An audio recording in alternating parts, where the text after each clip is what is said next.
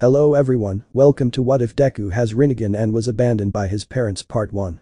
Before we start, please go support Silverlion 12k for writing that awesome fanfic. Ashinori Yagi and his wife Inko Yagi have quickly become the top pros at the young age of 22.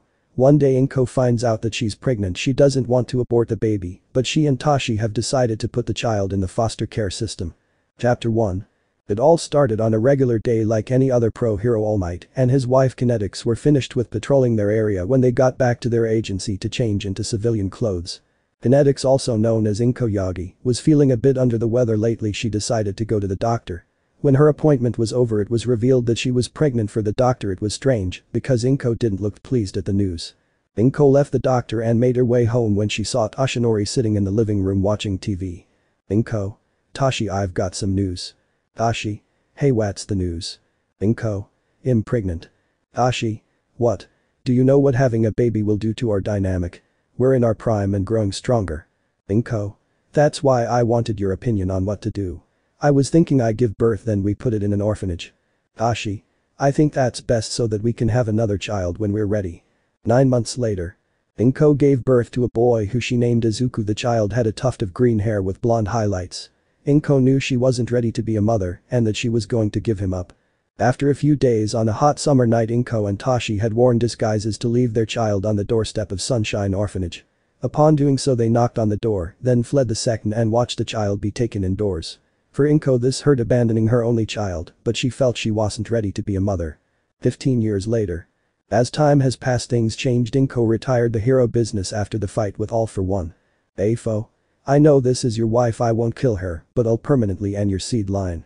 Afo had stabbed Inko, and the damage was too severe. Not even a healing quirk could heal her pelvic area. This also meant she could no longer have children. During this time, Inko was depressed. She couldn't have any more babies, and her only son she had given up was somewhere out in the world.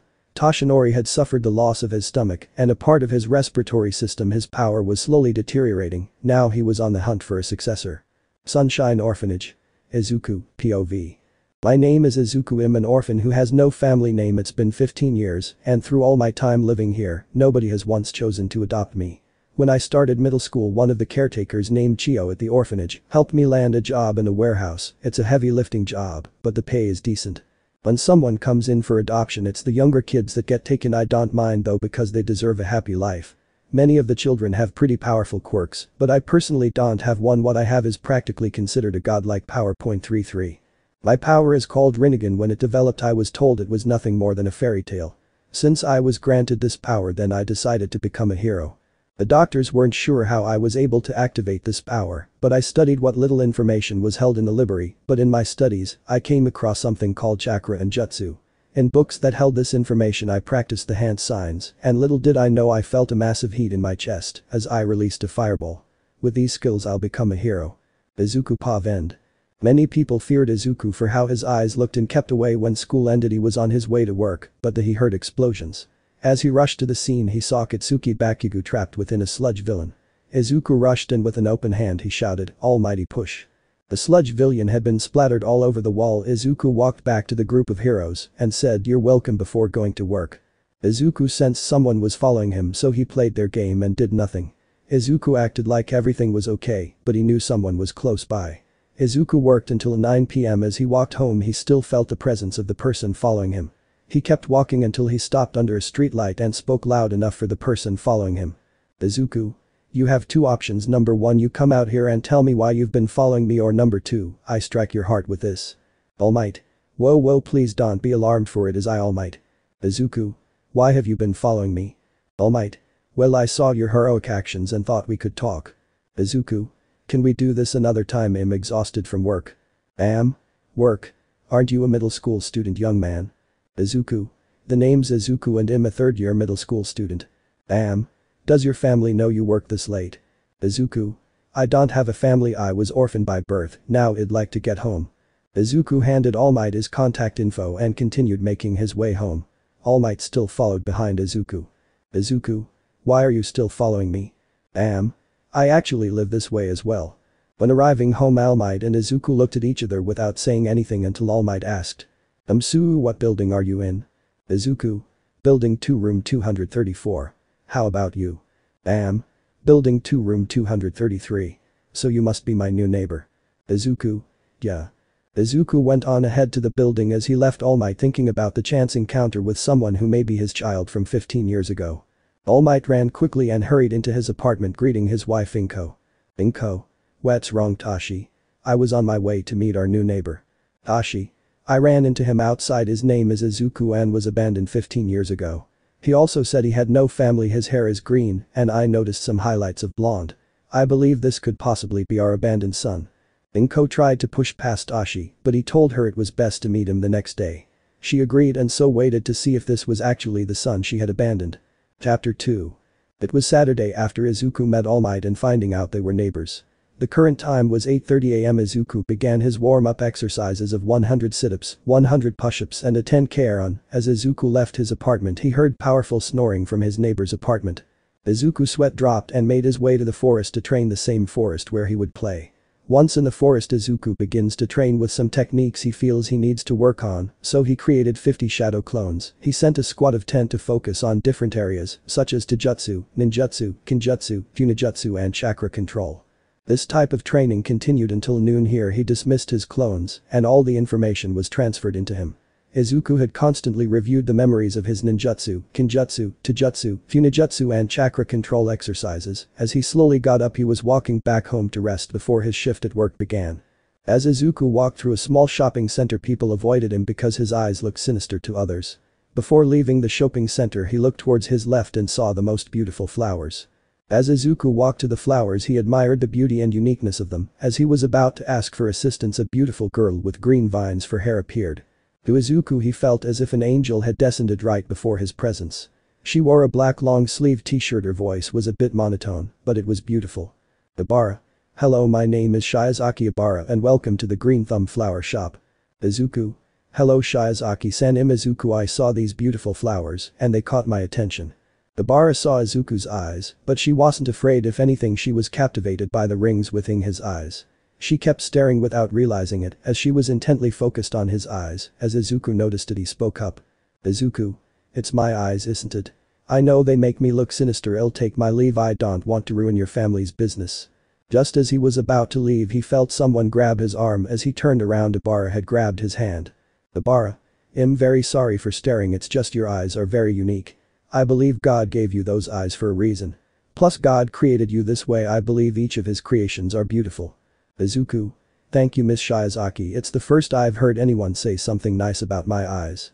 Ibara was shocked many didn't compliment his unique eyes, but then she realized that he gave her his first name instead of his family name. Ibara. I'm sorry to pry, but what is your family name? I feel rude addressing you by your first name. Izuku. Ah well, you see I was abandoned at birth and there's no record of who left me as Sunshine Orphanage. That's why I don't have a family name and the orphanage had no room left for the younger kids, so since I have a job and an apartment I was able to leave before age 18. Ibara. I'm so sorry, I didn't know about your situation, please forgive me for being rude. Izuku. It's alright Shiozaki-san, there was no possible way you'd know. So I'd like to buy these lilies then. Ibara. Yes of course.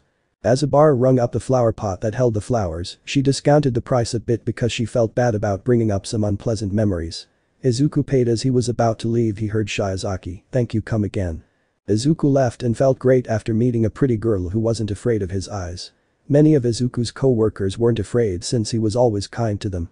It was 2 p.m. Once Izuku was home he began to plan out how he'd prepare himself for UA entrance exam that was only 10 months away. Then he remembered a beach that had become an illegal dumping ground. Izuku took it upon himself to clean the beach. As training Izuku was making his schedule for the 10 months to come when he remembered about his flower. Izuku picked it up and walked to the balcony where he would slowly begin his garden. When he looked to the left, he saw a beautiful slim woman with green hair who was wearing a cream cardigan and a baby blue shirt. Inko POV. I can't believe time is flying by so quickly, it's already 2 and Tashi is still asleep. I prepared lunch, but it feel like something's missing. I wonder how my son is doing. What would our lives be like if we didn't give him up? I guess I'll hang the laundry to keep my mind occupied. Inko POV end. As Inko grabbed the laundry and walked out to the balcony as she begun to hang the laundry, when she looked to her right, she saw her neighbor. She saw green wild hair, but the most notable feature was his eyes. She then introduced herself. Inko. Hello, you must be my new neighbor. My name is Inko Yagi. Izuku. Hello, my name's Izuku, it's a pleasure to meet you, MRS. Yagi. If you excuse me, I have some things to do, have a good afternoon. As that moment Inko couldn't deny it any longer, she had come face to face with her son. She saw that he had turned into a polite and well-mannered young man. She dropped the laundry basket and ran to her bedroom as she jumped on Toshinori, causing him to wail up. Inko. Tashi, I met him. Tashi. Who'd you meet? Inko. I met our son, he turned out well, let's have him over for dinner, I'd like to get to know him, please. Tashi. That's great, let's go over and invite him for dinner tonight. As Toshinori got dressed, he and Inko both went next door to invite Izuku to dinner. As they walked out, they saw Izuku dressed in a black work shirt, dark blue jeans and black work boots. Izuku. Hello again, Mrs. Yagi, nice to see you again.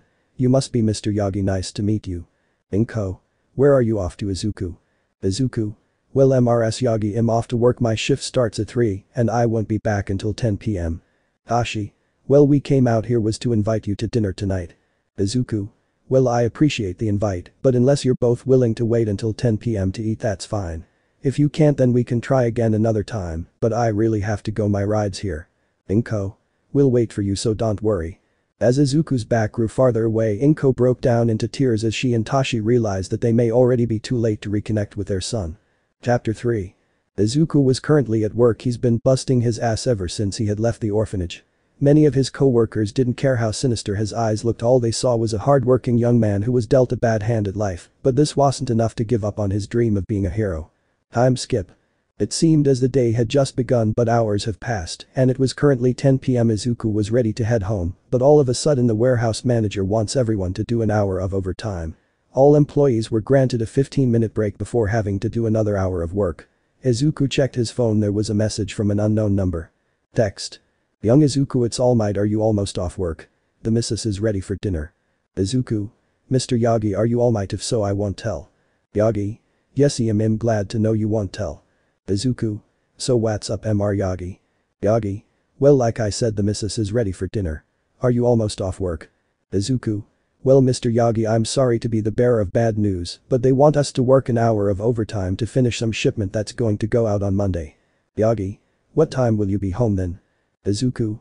I probably get home around midnight, but the trains would probably stop running by the time I get to the station. How about you and the missus enjoy a nice evening alone? Izuku's last text message to Yagi made him feel sad because his own son wouldn't be able to make dinner with his parents. Although Yagi and his wife have given up that title the moment they abandoned him. Yagi. Would you like me to pick you up from work? Izuku. I don't want to be a bother. My usual ride home, promised his family he'd be home straight after work. He'll just take the bus or a taxi. Yagi. Not to worry, my boy, just send me the address and I'll be there soon as possible. Izuku did just that as he sent the address of his place of employment to his neighbor Yagi, aka All Might. When the hour of overtime ended, Yagi had been waiting in the parking lot. He was excited to be able to pick his son up. As he saw people leave the warehouse, he also spotted Izuku. Yagi honked the car horn. Izuku made his way towards the car and got in the passenger seat. Izuku. Thanks for picking me up, Mr. Yagi. Yagi. It's not a problem, Izuku, I just hope you're hungry. The missus practically made a feast. Izuku. Wait, are you sure it's still okay to have dinner? It's 11 p.m. Yagi. Not to worry, my boy, we've been waiting. As they finally arrived home, they stopped at Yagi's front door. As he opened it, an amazing aroma of food had hit them. Inko came out of the kitchen and greeted them. Izuku felt the atmosphere was calm and relaxing. He and Yagi washed up for dinner. Once at the table, Izuku saw a massive variety of food from stir-fry, dumplings, katsudon, miso soup. There were also some foreign dishes present at the table. Inko. Please dig and I hope you enjoy dinner, Izuku. Izuku. Thank you, MRS Yagi. After half an hour of eating, Izuku savored every last dish that was placed before him. When he saw what time it was, he got up and bowed to his neighbors. Izuku. Thank you for a delicious meal, but I should be going now. Inko. Please stay a bit longer for some dessert. Izuku. I'm sorry, but I don't want to inconvenience you both any further. I was picked up from work and given one of the most delicious meals I've ever had, and I don't want to overstay my welcome. Inko was thinking of many ways to get him to stay a bit longer, just so she can get to know what kind of man her son was becoming. Inko. How about you stay for some tea? We're neighbors, so we'd like to get to know you a bit more. Izuku. Very well. Izuku was going to reject her offer, but something within him told him not to do so. Maybe it was the facial expression she made. Her emotion shown on her face spoke as if it said, please don't go, I don't want to lose you again. Inko brought the tea and began to ask questions about him. Toshinori was also interested in what kind of answers his son would give them. Inko. What do you like to do on your day off? Izuku. I usually spend my day off exercising, reading and studying. Inko. What do you like to do with your friends? Izuku. Well, I don't really have friends. The reason for that being is because of my eyes.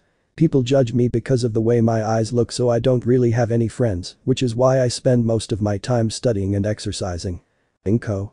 I'm sorry if I said anything to offend you with that last question. What's your dream for the future? Izuku.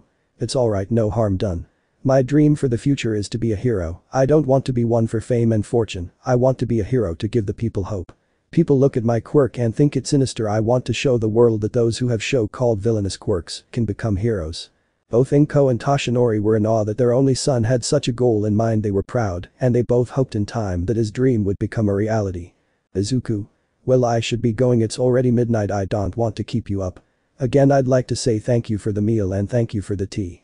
Izuku bowed and headed towards the entrance. Once he left, Inko and Toshinori had let the floodgates loose and cried with massive tears flowing from their cheeks. Inko. Tashi, our son seems to be growing into a fine man. I truly regret giving him up now. Tashi. I do too. He's practically been on his own, having to learn about life the hard way. Inko. I wish we could go back in time and be there for him, to watch him grow, to be there for his first steps and first word. Tashi. I do too. I wish we could go back in time, but this is the consequence for our action. Chapter 4. It was Sunday 8 am. Izuku was still feeling great even after dinner with Toshinori and his wife. Izuku decided that he'd work out for the day and use some clones to improve his genjutsu, since he read it was a way to use illusions against weak-minded opponents, and it was a good way he'd be able to cover the Rinnegan. Once Izuku headed out the door for a light jog, he saw both Toshinori and Inko, who were about to go shopping. Izuku.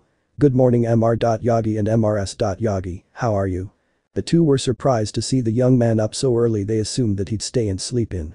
Toshinori. Good morning Izuku, where are you off to? Inko. Good morning, how are you? Izuku. Well, I'm off to train in a few areas I lack in. Mrs. Yagi, I'm doing well, thanks for asking. Where are you both off to this morning? Toshinori. We're off to get groceries and a few other things. Would you like for us to pick something up for you? Izuku. I see, and thanks for offering, but I'm going to get my groceries when I'm finished with my workout. I must be off, be safe you too. As the couple saw his figure fade in the distance, they couldn't help but feel sad, knowing that even if they told him he's their son, he won't believe them. Izuku had jogged from his apartment, passing the shopping district where he met Obara. He thought that he'd buy more plants and bring color into his apartment. He decided to stop there after his training. As he continued his pace, there was a beach that had become a dump. It was here that Izuku thought his hero service record shall start. He made it his mission to clean this place within 10 months. Izuku knew heroes started with community service as a means to gain recognition, but when villains showed up, heroes no longer cared about the roots from where they started from. Izuku used the shadow clone jutsu, and 6 clones appeared. He sent one to work on genjutsu in order to hide his eyes. As Izuku began to clean the beach, few people noticed 6 people who looked the same cleaning the beach. Time skip. It was currently 2 p.m. Izuku had cleaned a decent chunk of trash and had started to make his way home, but before doing so, he stopped by Green Thumb Flower Shop. Obara. Welcome to the Green Thumb. Izuku. Hello Shiozaki-san, how are you? Obara. Oh Izuku, welcome back. I have been doing well, thank you for asking. Are you looking for anything in particular today? Izuku. I'm looking for flower boxes to hang on my balcony. Do you have any colorful flowers? Obara. Of course, I'll bring them right out.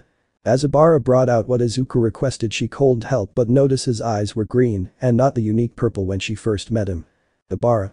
Here we have the flower boxes. As for anything unique, the golden orange flowers are marigold, the purple are tulips, and lastly we have roses. May I ask you something? Izuku. Thanks, these look great. Sure, what's your question? Obara. What happened to your eyes? They were purple when we first met. Izuku. It's a technique that shrouds my eyes. I've learned to do it while practicing my quirk. Obara. Impressive. Izuku. Thank you, but I must be off. I'll see you again some other time. Izuku walked home carrying the flower box with his other purchases and makes his way home to shower.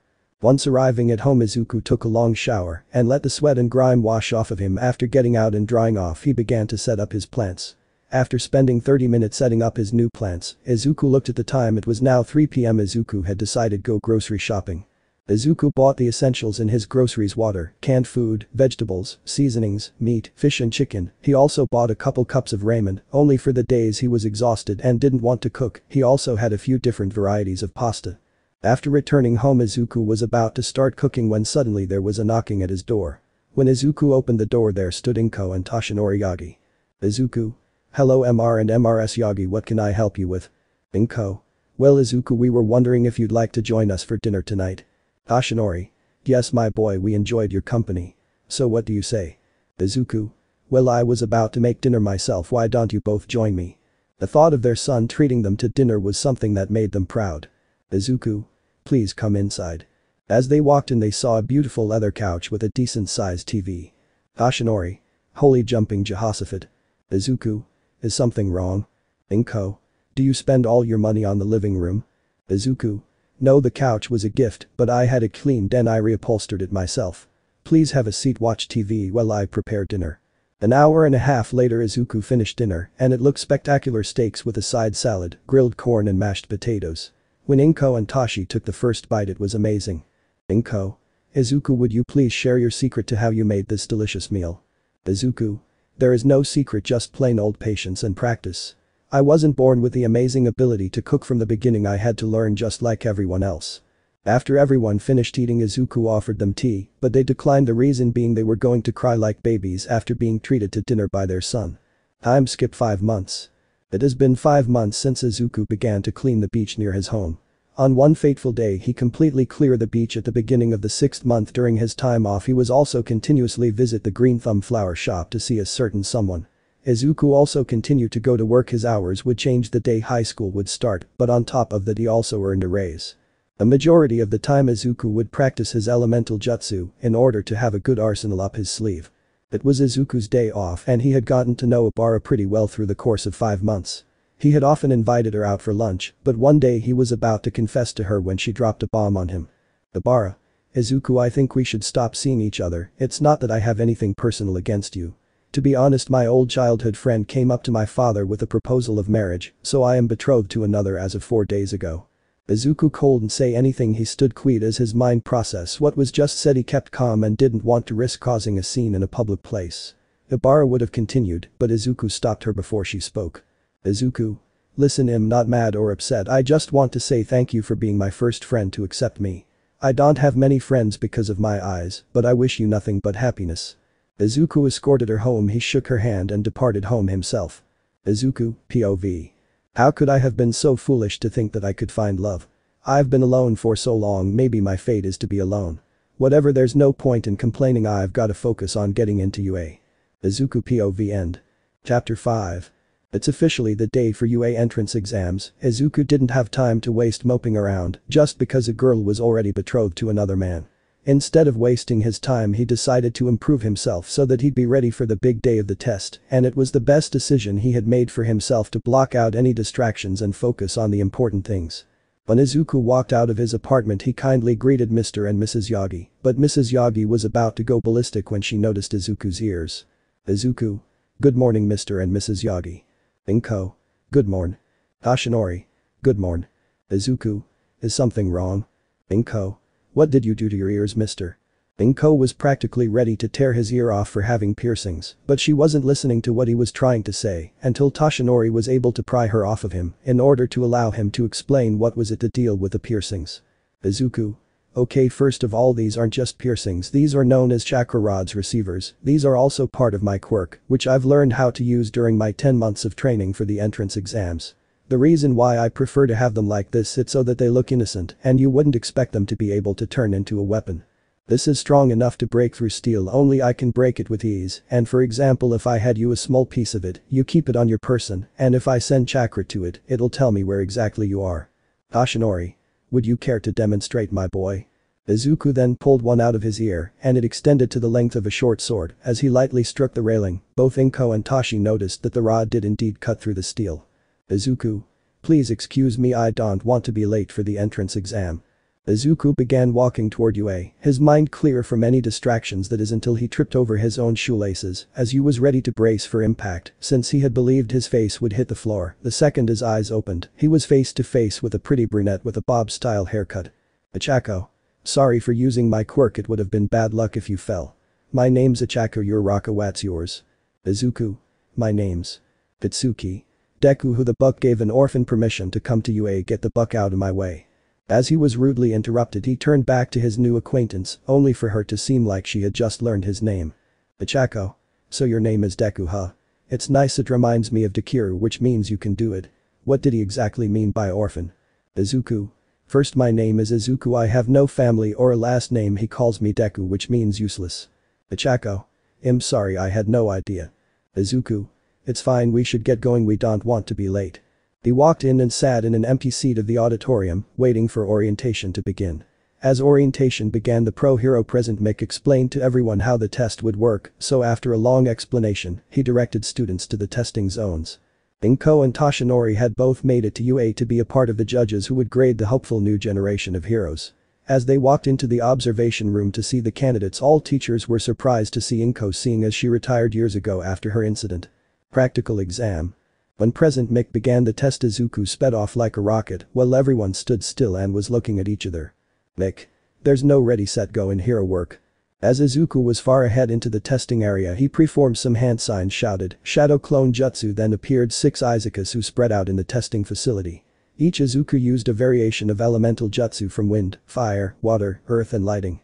As 10 minutes had gone by, Izuku racked up 100 PTS, there were 5 minutes left in the test when all of a sudden 6 zero-pointers had started making their way into the foe city, trapping all the heroes in the center.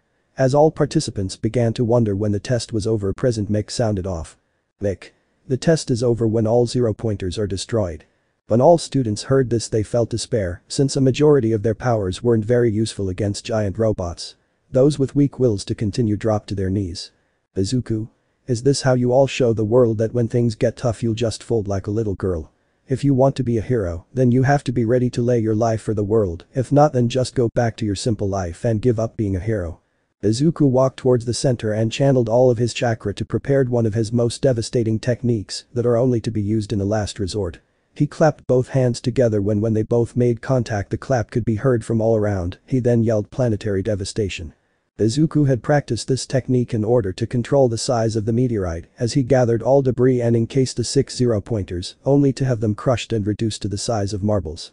All were in awe of this power. Teachers were glad someone of his caliber was signing up to be a hero. If they had to face him as a villain, they thought they would have any chance against him. The principal, who was present during the exam, began to ask what that applicant's name was until Toshinori spoke up. Toshinori. His name is Izuku. All turned around to see if this was true when Mick spoke up and asked the million-dollar question. Mick. Izuku what? What's his family name? Toshinori. He has none, he was orphaned at birth and for the past 15 years has been on his own. He works the late shift at a warehouse to pay his bills. The man in a sleeping bag chimed in curiously, his name was Shota Izawa. Izawa. Why do you know so much about the kid? Inko. The reason we know, it's because he's our neighbor and it's because he's our son. The room was dead quiet, nobody said a word, except for all teachers shouting what simultaneously. The voluptuous Hexy hero known as Midnight spoke up, remembering an important detail. Midnight. Wait, but you can't have kids anymore after the accident. Inko. I was 22 when I was pregnant with him, Tashi, and I weren't ready to be parents, so we put him in an orphanage after he was born. The plan was to try and have another baby when we were ready, but it could never happen after that accident. Toshinori. Any right we had to call him our son has already been forfeit. He's grown up so much, having to learn everything on his own. He invited us to dinner and he'd probably give lunch rush a run for his money in the culinary department. Both Inko and Toshinori were smacked upside the head by a small paw. Nezu. I can't believe you didn't bother to ask us for help, and the first thing you do is put the kid up for adoption and abandon him. Then when you're ready, practically replace him. It seems you two still have a lot to learn. What do you plan to do? Do you plan to get closer to him that eventually we're your parents? Inko and Toshinori Haven thought that far ahead. They both were sad because it was now beginning to look impossible for them to become a whole family. Chapter 6. A week had gone by since the entrance exams took place. Izuku was busy working at his job, which took up most of his time after the exam had ended. Upon arriving home one day, he saw the mail had arrived, then looked through each card that had come in that day. There was a unique envelope with a seal of UA stamped on the back. When Izuku proceeded to open the envelope inside, he saw a small disc. When it fell on top of his desk, a hologram projection appeared. It was none other than All Might himself. Almight hello young Izuku, you have not only passed the written exam with flying colors, but you've also earned the top spot among all the other participants of the entrance exam. Welcome to UA, we're expecting great things from you. This was possibly one of the best days of his life, he has finally been accepted into the school of his dreams. The saddest part was that he had nobody to share this moment with, so Izuku went out and ate at a little diner to celebrate his accomplishment. When he finally got back, he walked into his apartment only for a knock at the door, causing him to turn around and check who could be visiting. He opened the door and saw Inko and Toshinori standing there with a cake. Inko. Hello, Izuku. Are you just getting home? Izuku. Hello MR and MRS Yagi. To answer your question, yes, I just got home from a diner. Is something wrong? Toshinori. No, nothing's wrong my boy, we came by earlier, but you weren't home. We were curious to see how the results went. Izuku. You should already know. Wait, does Inko know about you know what? Inko. I know his secret identity, can we please take this inside? As the trio walked in and sat in Izuku's living room, Izuku walked to the kitchen and grabbed 3 forks, 3 plates and a big knife so he could cut the cake. Toshinori. So Izuku, you managed to beat my score, your training has benefited you greatly. Izuku. I'm glad that my last technique worked better than I expected. If it didn't, I probably would have leveled half the city. Inko and Toshinori both sweat dropped after hearing that he could possibly level the entire city.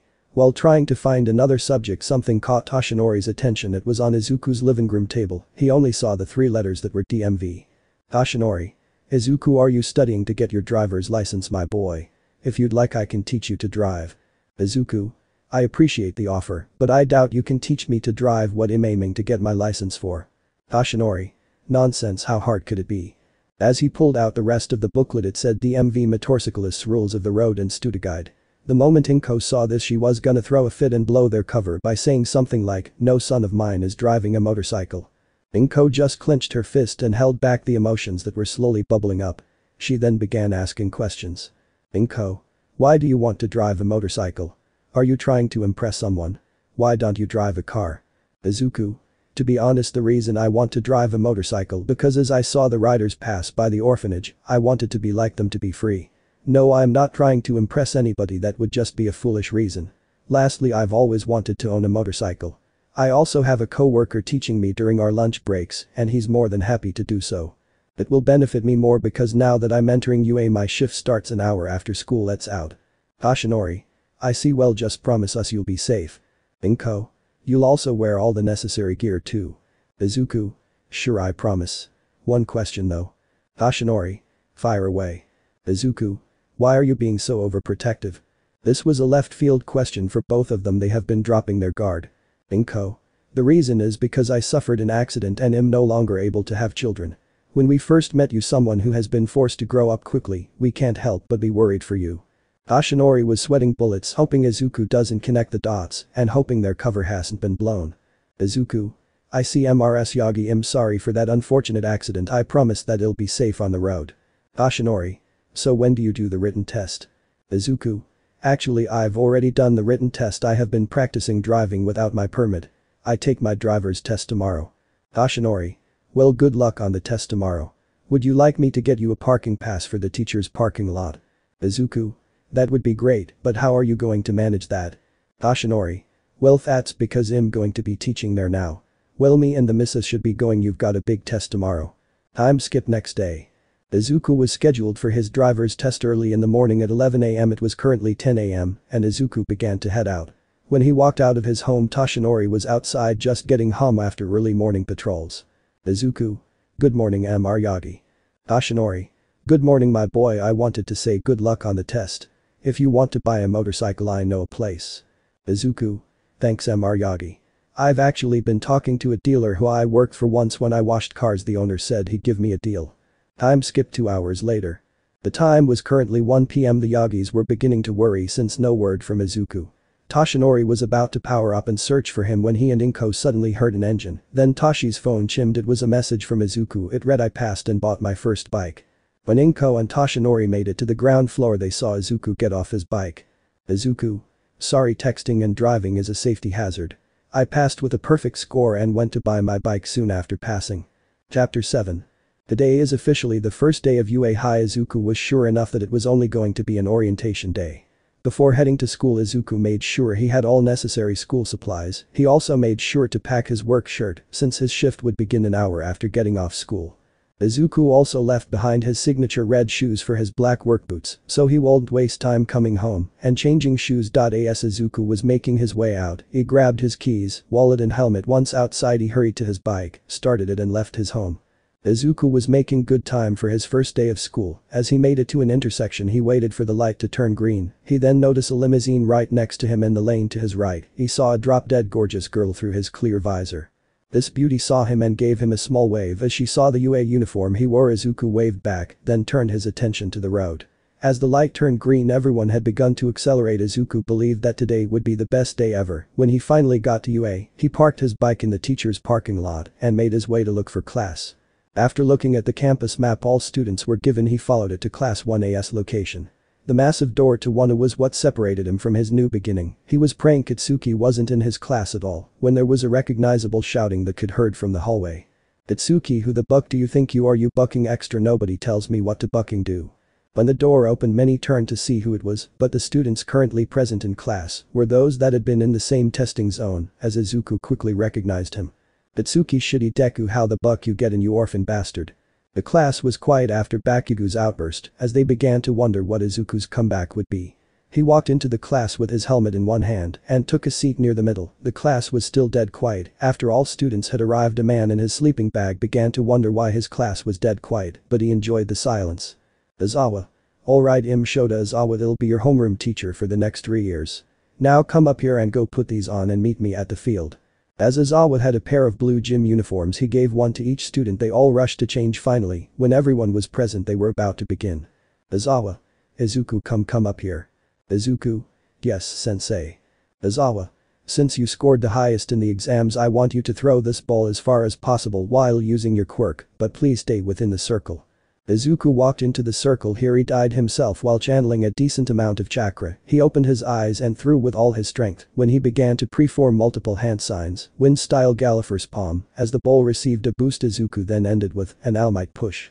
The ball itself had left the stratosphere. Many were in awe, especially when there was a small crater formed where Izuku stood. "Katsuki. Deku, you bastard." Katsuki yelled as he flew at Izuku. He noticed Izawa was going to get ready to restrain him, but Izuku signaled not to. All of a sudden, almighty pull. Katsuki's neck was in Izuku's hand. He was furiously slammed down into the ground, creating a Katsuki-shaped dent into the ground. "Izuku. Let's get things straight. First off, you should consider changing your attitude. Second, acknowledge that you're not the strongest here. All that pride has gone to your head. Third, you're not even on my radar. That's how weak and pathetic you are. This is my story and my life. You're just an extra. To be honest, I've come across fanfics about your life taking another man's pipe, so control yourself, loser. You have no redeemable qualities. Anyone who ends up in a relationship with you people would report you for domestic violence." Katsuki raged, trying to hit Izuku. All Might hid near a building, hoping not to intervene. As Katsuki tried to land a hit on Izuku, Izawa had restrained him before things escalated. The tests continued. Izuku ranking number 1 except in the grip tests, but everything else was ranked first. By the time the tests ended, Izawa had announced that all students had some potential, so he had dismissed class. Class was dismissed. Izuku was in class. He took off his white shirt and kept his short sleeve undershirt on as he pulled his black work shirt out. His class was confused as to what on earth he was doing when his cell rang. They only heard a few lines. "Yeah, I just got out. I'm on my way now." Izuku stuffed his school blazer and white shirt into his backpack, grabbed his helmet and headed off to work. After driving for 30 minutes, Izuku made it to work when his supervisor came out and announced that the owner was coming to do an inspection and employee review. Some time had passed. Many employees were called into the office, with a majority of them having smiles. It was said that they were given a raise on their checks. As it was Izuku's turn, he walked in and saw Yayoi Rozu Momo from his class, a beautiful woman who looked like his classmate and a man with slick back hair who could possibly be her father. "Izuku. Yayoi Rozu-san, how are you?" Momo was surprised to see her fellow classmate as an employee at one of her father's many owned businesses. She would hope that her father wouldn't blow a gasket. "Takeshi. How do you know my daughter?" Chapter 8. Takeshi. How do you know my daughter? Izuku. Yayoi Rozu-san, your daughter and I are classmates at UA. Takeshi. Okay, now I'd like to know why on your employee file only has your first name, home address and cell number. Izuku. You see, sir, I was abandoned at birth. I grew up at Sunshine Orphanage. I have no clue who my parents are or what my family name could be, so I only introduce myself as Izuku. Takeshi could relate with this young man because he also was from Sunshine Orphanage. It wasn't until the Yaoi Rozu had adopted him and taken him into the family he did everything to make them proud so he'd be accepted. Izuku? Sir. Takeshi. Sorry, I was lost in my thoughts. So why should I keep you employed here? Izuku. Sir, at this very moment this job is what helps me pay my bills, rent and groceries. Takeshi. Shouldn't you still live at the orphanage? Your age clearly tells me you're 15, the orphanage can't let you leave until you turn 18. Izuku. Well, you see, the orphanage had been struggling and I was the oldest, there was no more room to house any more orphans. I took the decision to leave early. They put in good words for me to be employed here and with the landlady where I currently live. The Yaoi Rozu family were surprised that this young man has been alone with nobody who would support him. This young man was far more responsible than anyone Takeshi had ever met. Takeshi. Well, young man, I hope this raise and small bonus will keep you employed here. Izuku. Thank you for the raise, but I don't believe I deserve the bonus. Takeshi. Nonsense, I know what it's like to grow up in the orphanage because I was also from Sunshine Orphanage. Izuku. You're blessed, sir, you have a beautiful family, I know your parents might be proud of what you've accomplished. Takeshi. I'm not so sure, I'm just the adopted son. I doubt they'll welcome me home. Izuku. Let me ask you this, did they spend time with you? Were they supportive of your decisions, did they deny you anything? Takeshi began to remember all the moments his adoptive family gave him, they were nothing but positive moments. Like his sports festival, school plays and graduation. Thank you, sir, I'm glad to continue my employment. Izuku soon left as the meetings continued. Many had received a raise on their paychecks, as everyone was in high spirits. Work was over before they knew what happened. Izuku grabbed his helmet and got to his bike to begin his journey home after a tough day. But the Yaoi Rozu family. Takeshi was wondering what he should do. Should he contact his adoptive family or continue to be separated from them? It was a choice that could affect him permanently. AN.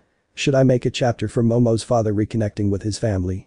Izuku drove down the empty streets as it was 10 p.m. Hardly anyone was out until Izuku spotted a car with its hazard signals flashing. Once he got closer he saw an older man with beige hair having car trouble thanks to his headlight. Izuku got close enough and pulled over in front of the man's car as he approached him. Izuku. Excuse me, sir, are you having some car trouble? Who the heck are you, kid? Isn't it a bit late to be out? Izuku. My name's Izuku, I saw you were having trouble, so I thought it'd help you. Sorahiko. My name's Torino Sorahiko, nice to meet you, kid, hope you can help if possible. I'm visiting my son Toshinori and my daughter-in-law Inko. Izuku. Oh, you're Mr. Yagi's father? Sorahiko. Oh, you know my bonehead son, do you? Izuku. Yes, we are neighbors. Sorahiko was confused by the first glance he saw this kid, he knew this was their son, the crazy green hair just screamed Inko and Toshinori. As he was lost in thought Izuku called out to him, Torino-san. Sorahiko. What's the problem, kid? Izuku. Well, it seems that at the moment your battery is drained, so I'm going to give you a jump start. If it gives out then that means your battery has to be replaced because it won't sustain a charge anymore. Second, it looks like your alternator is also on its last legs. I can replace it for you, it's not going to be a problem, I can just pick up an extra one nearby. Sorahiko. Wow, you can tell all that just from inspecting it a little bit, I'm impressed. Your parents must be real proud of you, young man. Izuku. Thank you for the kind words, Sorahiko-san, but you see, I'm an orphan, I was abandoned on the day of my birth, I don't know who my parents are. So I've been on my own for a long time, but I sure hope that wherever they are or whoever they are that I made them proud. Sorahiko was completely and utterly angry, furious, even he didn't know what to say. He just met his grandson, only to find out that his parents abandoned him. He needs to get to the bottom of this the moment he sees his stupid son. Izuku. Excuse me, Sorahiko-san, how are you? Mr. Yagi's father if you have different last names. Sorahiko. Oh, I adopted him, his parents died in a car accident. Izuku. Oh, I'm sorry to hear. Then Izuku grabbed some jumper cables, then hooked up his bike's battery and hooked up the other side of the cables to Sorahiko's car. When the current was being transferred, the battery was able to hold a charge. Izuku. Sorahiko-san, since we're driving in the same direction, I'll drive behind you just in case your car gives out again and I can jump start you. Sorahiko. That would be great, my boy, thanks. Throughout the drive there were no issues with Sorahiko's car. The two pulled into the apartment complex. Izuku parked his bike and waited for Sorahiko to park in a spot that was well illuminated for him to be able to work on the car. Sorahiko got out of his vehicle and walked towards Izuku. Sorahiko. So kid, how long till I can get my alternator? Izuku. 15 minutes, I know a friend who repairs old parts and sells new parts, he'll buy you a new one. What's your car year and model? Sorahiko. Toyota Camry 2009. Listen kid, do you just own that motorcycle? Izuku, okay, that's an easy part to get. Yeah, I spent a good chunk of my savings to get the bike, but it's worth it to be able to get to school, work and back home. Sorihiko.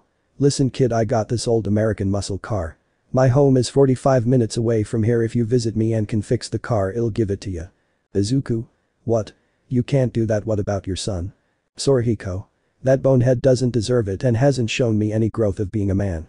You on the other hand had to sacrifice the joys of childhood in order to become a man at an early age. You are far more deserving, my boy. Izuku. Then I'll take you up on that offer. If you don't mind, I can visit you on my day off if that's fine. Now I gotta get that part before my friend closes up shop. Sorihiko. Okay, be safe out on the road, my boy, I'll see you soon. Izuku. Right, I'll be back. Oh, before I forget, your son and daughter-in-law usually invite me to dinner around this time at their home. Could you please tell them that I'll be a little later than usual? Sorihiko. Don't worry, I'll let them know. As Izuku drove off at a safe speed, Sorihiko was ready to start chopping heads. He was impressed at how selfless, how self-reliant his grandson has become without any support. He wanted to get to know that young man even more. He made his way upstairs to where his son lived. As he knocked on the door, it opened. Toshinori was greeted with a furious Gran Torino, who only just said, "We need to talk." Chapter 9. Toshinori. Dad, nice to see you here. Sorihiko. You stupid son of mine, why didn't you tell me I had a grandson? Inko. Dad, we can explain. Sorihiko. This better be good or you're both getting a merciless beating. Toshinori. I got Inko pregnant at age 22, and when she felt sick it was revealed to be the beginning stages of pregnancy. We weren't ready to be parents. Sorihiko. Then why didn't you idiots come to me for help? He helped me with my broken down car. He's buying me an alternator right now. How can a 15-year-old show me he's more of a man than you? Toshinori and Inko could only look down in shame and embarrassment. Sorihiko was about to continue when Toshinori got a call. Toshinori. Hello. Izuku. Hey, I'm Aryagi. I hope your father is with you right now. I just got back with the party needs. Can you tell him to come downstairs or toss his keys to me? Toshinori. Yes, I'll tell him. Call ends. Toshinori. Dad, Izuku said to either go and hand him your keys or toss them down to him. Sorihiko. I'm going downstairs. I'd like to spend time with my grandson. Oh, and your inheritance is going to Izuku. After learning about this blunder of yours, you're still not ready to call yourself a man. Had you kept him and raised him like you were supposed to, then I would have reconsidered. Toshinori knew there was nothing he could say. He had acknowledged his biggest failure when he saw how well Izuku grew up to be without having anyone guide him. Sorihiko. Before I forget, I forgot to give you your gift. Toshinori looked happy, but his smile faded as he saw his father cracking his knuckles, and he knew he was getting a whoopin. Toshinori tried to run, but his dad used his quirk and struck him in his gut, his face, legs and back, leaving a bruised and bloody Toshinori. As Sorihiko had left to go down to the parking lot, as he gave Izuku his keys, saw him get straight to work on the car. After struggling a bit to remove the alternator, he wiped the sweat off his forehead, saw he had a smudge of oil. Sorihiko. Haha kid, you got a little bit of oil on your face. Sorihiko pulled a handkerchief from his back pocket and cleaned Izuku's face. After doing so, Sorihiko had a feeling like he was a grandfather for a few seconds. Izuku. Thank you, Sorihiko-san. After 15 minutes of putting the new alternator in, the job was done. When got into the car, he saw a bag with power steering fluid and oil. As he tested the steering, it was tough, so the car needed the power steering fluid. Then he checked the oil level, it was damn near empty. Izuku filled up the power steering fluid and put oil into the car. When he tested it out, it felt a lot more smoother. He got out and told Sorihiko to feel the steering. Upon doing so, it was as if it was new. Sorihiko. My boy, you've done a great job. What do I owe you? Izuku. Nothing, no charge, just helping someone in need. Now if you'll excuse me, I gotta get washed up and prepare my own dinner. It was only 10:35 p.m. Izuku needed to shower and make dinner in case it was too late to have dinner with the Toshinori and Inko. Sorihiko. Well, let's head upstairs then, my boy. The two walked upstairs after locking and engaging the alarm on their vehicles. Sorihiko learned about Izuku's likes and hobbies. Once on the floor where both Izuku and Toshinori lived, he said goodnight to Sorihiko and walked into his apartment. Sorihiko on the other hand went into Toshinori's apartment and was greeted by Inko, who? Inko? He's a great kid, isn't he, Dad? Sorihiko. Yeah, he is. Do you knuckleheads regret giving him up? Toshinori came out of the living room bruised and covered in bandages to answer his father's question. Toshinori. We regret our decision greatly. If we could go back in time, we would stop ourselves from abandoning this great kid. Inko. I would give anything to go back in time so I could witness every important moment in his life, like his first word and first steps. Sorihiko. Are you ever planning to tell him? Inko. We are, but we're afraid how he might react. Sorihiko. You'll just have to take the leap of faith when the time comes. Chapter 10. The next morning Izuku woke up, got dressed and packed his work shirt like yesterday. Once he had everything, he headed off for school. When Izuku stepped outside, he saw Mr. Yagi leave as well, only to see him with a busted lip, bruised and covered in bandages. Izuku. Geez, Mr. Yagi, what happened to you? Before Toshinori could give Izuku a response, he turned around to see his dad with a belt in hand as he made a snapping sound to scare his son. Toshinori. I fell down the stairs. Izuku. Ouch, sorry to hear that, hope you're okay. Toshinori. Not to worry my boy, I'm a fast healer. Izuku. I see, well, see you at school. Izuku hurried down to parking lot and started his bike and drove off to school. It was still early. Izuku pulled into the teacher's parking lot only for 3 teachers to see him erase her head, Midnight and Mick. Izawa. Izuku, you're not allowed to park here. Izuku had flashed Izawa the parking pass that was signed by Principal Nezu himself. As he headed off to class, the 3 teachers looked at him and could totally see Inko and Toshinori's genes in the kid. Midnight. Do you think Inko and Toshinori tell him that they're his parents? Izawa. I don't know, but maybe they will. Mick. We better head off to our classroom, school is about to start. The 3 headed off to teach their respective classes. When Izawa reaches 1, everyone was seated and ready to start. As the school day progressed, they went through classes like English, math, history, health, science. Many of the students had the same thought, this feels like a normal school. After science class was over, they headed for lunch. After lunch, it was their last class of the day, Heroics 101. As Izuku made it to the cafeteria, he saw the food was inexpensive, so he decided to buy something light to eat. After paying for his meal, he began looking for a table. All the spots were full. He saw an empty table. He sat down to eat when 2 people joined him. It was Tokoyami Fumikage and Rikito Sato. Tokoyami. May my friend and I join you? Izuku. Sure, have a seat. So how do you 2 know each other? Sato. Oh, we grew up together, our parents were friends and we became friends through them. Tokoyami. Yes, Sato also makes great sweets since his family runs a bakery. Izuku. That's nice. I hope we can get along well. The 3 continued to eat and make small talk. They also enjoyed the small clique they formed. It wasn't until a group from the girls in their class came over, seeing that there was no empty tables. Momo. Hi Izuku, can my friends and I join you? Izuku. Guys, do you have any issue with them joining us? Tokoyami. No, have a seat. Sato. There's plenty of room, I don't see any issue. Momo's group consisted of Jiru, Mina, Achako, Sayu, Hagakure. They all sat down and enjoyed lunch, making new friends. After the break ended, it was time for the final class of the day, Heroics 101. All Might. Coming through the door like a regular person. Many of the students were in awe as All Might entered into the class wearing his Silver Age costume. As the class was hyped up for their final lesson of the day, when all of a sudden the walls opened up with suitcases lining the wall. All Might. If you're going to be heroes, you need to look good doing it. As the students grabbed their suitcases, which contained everyone's hero costume, many left to get dressed. As everyone had arrived at the training field, All Might wondered where Izuku was. All Might. Has anyone seen young Izuku? Izuku. Sorry, it took a while. Izuku was fully dressed as a shinobi with a black armor padded shirt, metal arm braces and shin guards. As the mask he wore covered half his face with his white scarf that flowed in the gentle breeze, his classmates were in awe of his simple but amazing costume design. All teams are canon except Achako and Momo are switched. As all teams were set, Izuku was paired up with Momoyae Rozu. They were up against the villain team of Katsuki Bakugo and Tenya Iida. There was one major flaw: the villain team will lose due to a prideful Pomeranian. Momo. Izuku, do you have a plan to fight these 2? Izuku. Of course I do. Bakugo is easy to take down. What's your quirk? Momo. Creation is my quirk. It allows me to make any inanimate object so long as I know the chemical formula to create it. Izuku. Perfect, I need you to make a taser. Momo. Why do we need a taser? Izuku. We're going for a perfect win. Villains were giving a head start in order to plant the bomb. After a 5-minute head start, Izuku and Momo were given the okay to start the exercise. Izuku. Momo, wait. Momo. We're supposed to start the exercise. Izuku.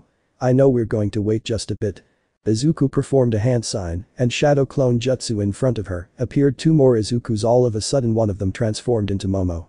As Izuku handed a 3-pronged kunai and told him to throw it behind Bakugo. As the clones did as instructed, Izuku then turned to Momo. Izuku. You might want to hold onto my shoulder and get the taser ready. Momo did as Izuku said, and when Izuku felt his clones disappear, both he and Momo teleported behind Katsuki as he received a strong shock through his system as his body fell to the floor. Momo. He should be out of commission for 10 minutes. Izuku. Perfect now for part 2 of my plan. Transform. In front of Momo stood Izuku, who now looked exactly like Katsuki. He crouched down to make sure Katsuki was out. Izuku. Momo, I'm going to hold your arms behind your back to make it look like I captured you. Once we're close enough to Iida, you tase him and we get the bomb. Momo. Perfect. As the two made their way up looking for the bomb, they stopped at the 3rd floor when they hear someone monologue. The two instantly thought Iida. Transformed Izuku. Hey shitty 4 eyes, I caught this hero sneaking around. Iida. Well hero, it seems your partner has abandoned you. Do you truly believe you can beat 2 villains on your own? Iida walked forward when his guard was down. Izuku shouted. Now Momo had jabbed the taser into Iida's chest. As he fell to the ground with a thud, the duo Izuku dropped the transformation and tagged the bomb.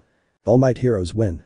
As both the hero and villain teams were taken to the observation room, Izuku and Momo were praised for a great performance and communication skills. The other fights went on and class ended. Izuku began to change into his work shirt. He was approached by Tokoyami and Sato. Tokoyami. Hey Izuku, Sato and I are going to eat somewhere, want to come with us? Izuku. Sorry guys, I got to go to work, maybe on the weekend if it's cool with you guys. Sato. Yeah, that's cool, we'll see you tomorrow, but before you go let's exchange numbers. After exchanging phone numbers, Izuku took off from school and drove his way to work, leaving one person wondering how he can bear so much responsibility alone. Momo Pav. There he goes again, having had sacrificed so much because of being dealt a bad hand with fate. Maybe I'll ask father about how he dealt with his life.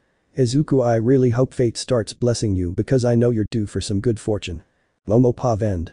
Chapter 11. Izuku felt that things were starting to go his way. A couple of days have passed since Izuku started going to high school. After school he worked, then the weekend was his time off. Izuku has become good friends with Tokoyami, Sato and the girls of 1A.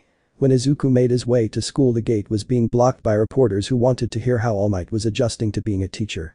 Izuku saw Momo, Iida, Chako, Tokoyami and Sato being pestered by nosy reporters when Izuku came by saying, hey guys, you know how strict the general ed teachers are with their students.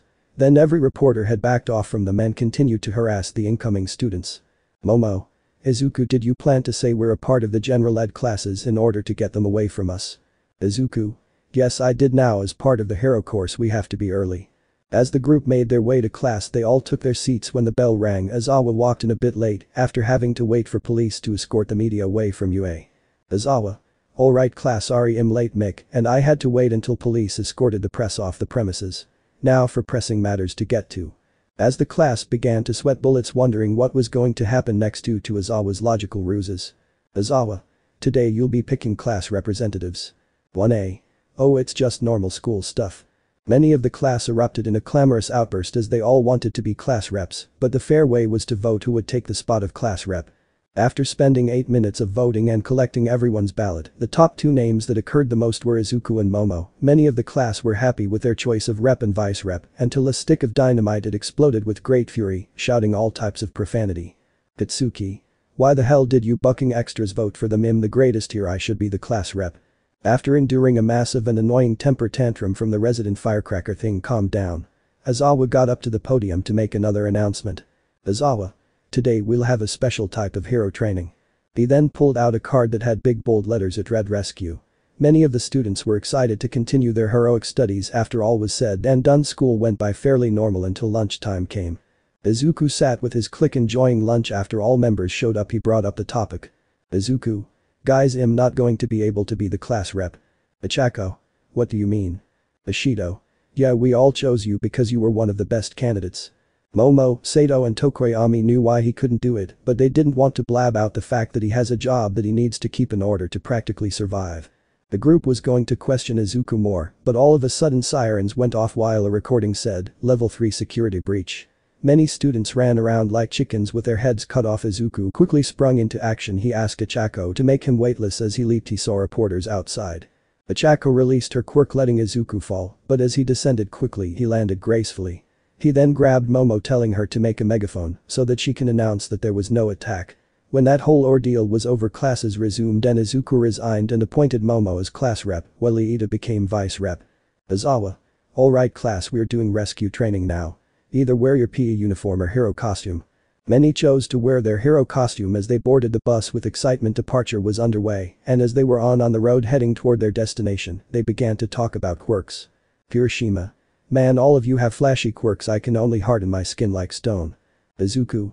Kirishima, don't put yourself down, your quirk can be just as powerful as anyone's on this bus. Kirishima. Thanks man, but you got a really powerful quirk, I bet it was easy to control from the start, right? Izuku. Not really, I had to train and constantly work on my quirk. Just because one is born with a powerful quirk doesn't mean they have the right to take it easy. One has to put down blood, sweat and tears to get to where they are. Kirishima.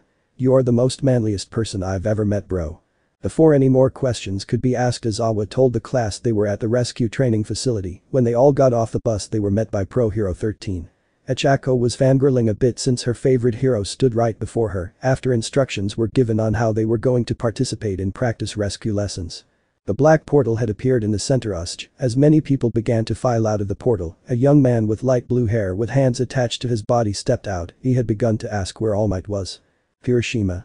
Awesome, we get to fight fake villains while we practice Rikyuu drills. Aizawa. Those are real villains. 13 Protect the class. Before Aizawa could leap into action, Izuku grabbed his arm with a confused Aizawa looking at the kid. Izuku. Sensei, your fighting style is one-on-one, along with the assistance of stealth tactics. You won't last long in this fight, your quirk gives you dry eyes, let me handle the trash, both you and 13 protect the class. Aizawa. Kid, now's not the time to screw around, we're in danger. Izuku. I've got my trump card, they're my eyes. As he said that, Aizawa saw the Rinnegan and instantly knew the fairy tales about them were true. Everyone caught a look at his eyes. Tokoyami gasped and said Rinnegan he had read the fairy tale but couldn't believe it was real. Aizawa. Alright kid, you're up. Before leaving, Izuku struck the ground with a 3-pronged kunai and pulled a chakra rod from his ear, extending it to a medium-sized staff and tossing it to Aizawa. Izuku. In case if you slip by me. As he leaped from the top of the stairs down to where the villains were located, he stood straight up, then slipped into his battle stance. Villain 1. What's a stupid kid going to do to us? Izuku. Well, this stupid kid is about to beat all your asses. Chapter 12. Izuku was faced off against a small army of villains as the two sides stared each other down until the army decided to rush like fools. Their first mistake was underestimating their opponent. Izuku in return rushed them, but his friends and classmates thought he'd get taken down until Tokoyami broke their thought. Tokoyami. This is nothing for Izuku, watch and learn. Izuku was immediately rushed by a group of villains who had little chance against the young man. It seemed like he had eyes in the back of his head. He very easily dispatched the small group who attacked him. Then a larger portion of the army rushed him before they were within his range. He pulled a chakra rod from his earlobe and turned it into a staff. Only to completely mow them down as if they were just training dummies. As this went on, Class 1 has seen what Izuku is capable of doing. Some were in awe, others terrified by the wave of brutality that he had left behind. Tokoyami. This isn't his full potential, he's still not showing his max power. The class was truly terrified, knowing that if Izuku had gone to the villains, nobody would be able to lay a hand on him. If he's making quick work of cannon fodder, then surely he can take down the top 10 heroes without breaking a sweat. Kitsuki was trying his best not to show any sign of fear, but he couldn't accept the fact that he truly was a mere pebble in Izuku's path.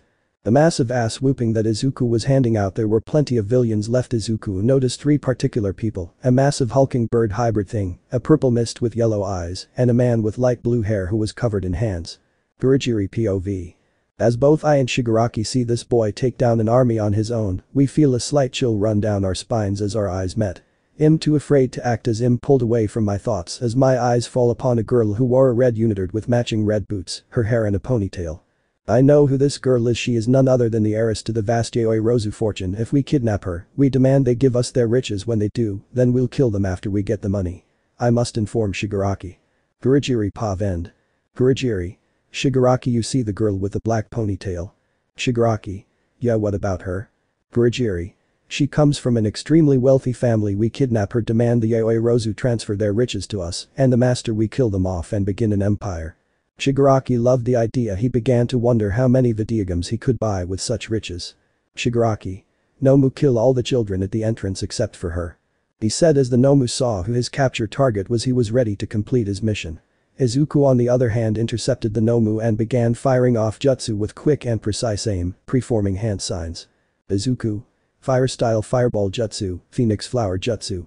Izuku still had a decent sized chakra reserve after firing 2 fire style jutsus. As he turned to his class, he noticed Iida was missing. He believes Aizawa sent him to get backup in case things go south. What Izuku didn't notice was that Nomu had gotten up and towered over Izuku as it stood still waiting for a command. Shigaraki. Nomu, tear that brat's arm off. Izuku quickly turned around as he was going to use Almighty Push, but the Nomu tightly gripped him by his midsection, crushing his body. As the Nomu raised its free hand, he pulled Izuku's right arm clean off out of the socket and threw him towards the class. Shrieks of terror filled USJ as a huge puddle of blood was forming around Izuku. Izawa took action immediately. Izawa. Quickly, we have to cauterize the wound, if not he'll die of blood loss. Izawa knew All Might was going to be beyond pissed off, and he shuddered to think what he would do when he gets here. Momo, Sato and Tokoyami acted quickly after finding wood. Sato quickly started a fire. Momo would create paper to fuel it. She made a flat piece of steel. Tokoyami. Sato, turn Izuku on his left side, make sure no more blood pours out. Yayoi Rozu, make plenty of gauze bandages. The other two did as Tokoyami instructed as he grabbed the steel pole. Izuku, this will hurt like a hitch, but it's to help you. Tokoyami then pressed the searing hot metal pole against Izuku's skin, burning the flesh, in order to stop the blood from pouring out.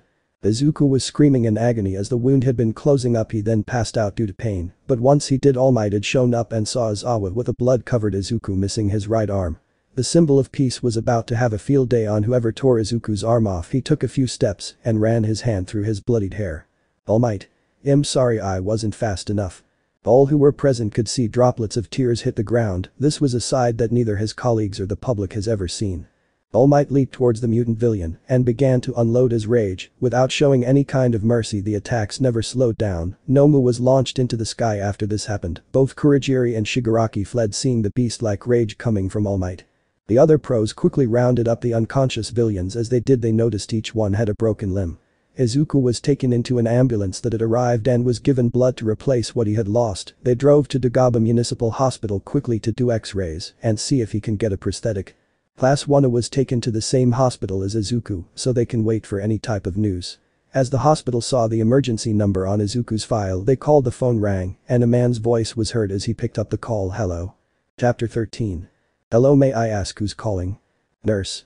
I'm a nurse at Dagaba Municipal Hospital. Am I currently speaking to a Mr. Kabayakawa? Sina. Sina. This is he speaking. May I ask what this is about? Nurse. Do you know a Mr. Izuku? He put you down as his emergency contact. Sina. What's wrong with Izuku? Nurse.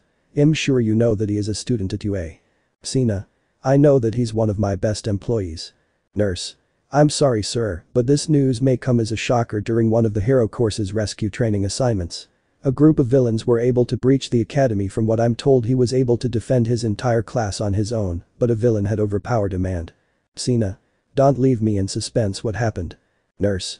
The villain had torn his whole right arm off. If his classmates didn't act in time and cauterized his wound, he would have died, but I'm told that the amount of blood lost was great. He's barely hanging on by a thread. Sina. I'm on my way. As the call was dropped, Sina could have just left without saying a word, but decided to round up every worker. Overcome. Sina. Attention all warehouse personnel, our good friend and hardest worker Izuku has been attacked by villains. He's barely hanging on by a thread. If you all wish to join me, then drop everything. I will bear the responsibility for these actions. Announcement end. Many of the workers had dropped everything and made their way to see their friend at the hospital. They all were worried. Many had mentioned Izuku to their families and wanted to invite him to their homes so he can be introduced, but he would have to decline since he'd have class next morning. At the hospital, Class 1 had all called their families to tell them what happened and where they were. Izuku's clique was worried the most, hoping he'd pull through. Momo was doing her best to stop tears from escaping. A nurse approached the class. Nurse. Is anyone here for Izuku?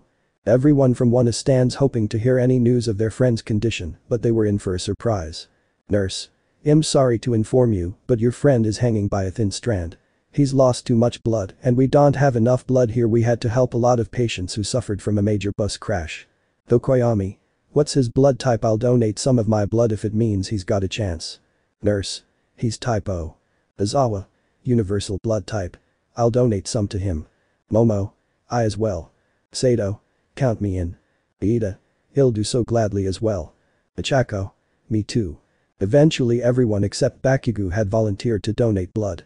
After getting the blood from the students, they all returned to the waiting room, only to be suddenly swarmed by the students' parents, teacher and a group of men in work clothes who seemed to be angry and wanting answers.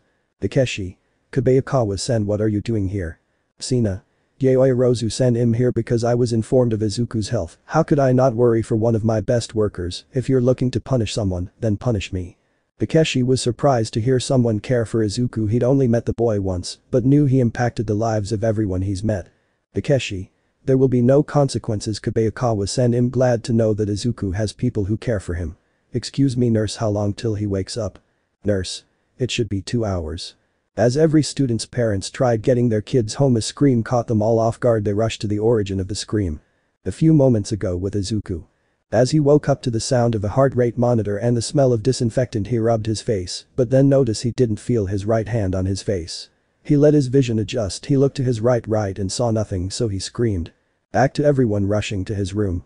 When his classmates, their parents and his co-workers saw the condition he was in, broke their hearts. It wasn't until Midnight showed up and knocked him out with her quirk.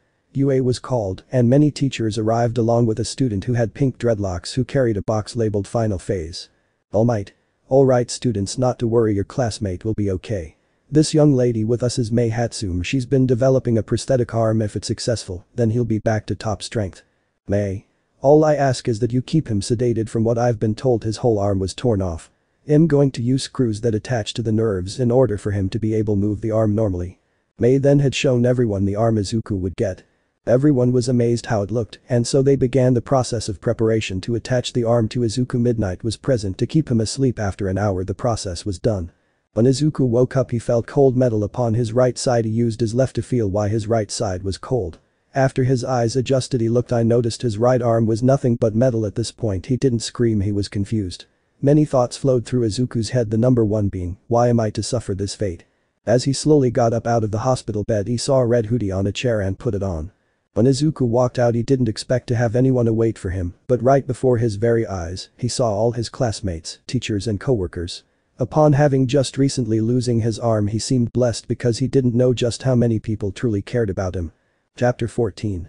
When Izuku emerged from his hospital room he saw everybody, his teachers, his co-workers, his classmates. What had surprised him the most was that Tokoyami was the first person who spotted in, as everybody was having a conversation about how long it would take for Izuku to wake up. Tokoyami. Izuku. Both Tokoyami and Sato has rushed and hugged him. They thought of him as a brother. Then his class and co-workers joined in on embracing him. He couldn't breathe, but didn't mind the attention. He felt blessed. Izuku. How long have I been out? Momo. Well, it's 8 PM right now and the attack happened around 2, so roughly 7 hours. Izuku. I've been out for 7 hours, I missed my shift. Sina. Izuku, don't worry, Mr. Yayoi Rozu said there won't be any punishment. Takeshi. He's right Izuku, but I'd like to tell you one thing. Izuku.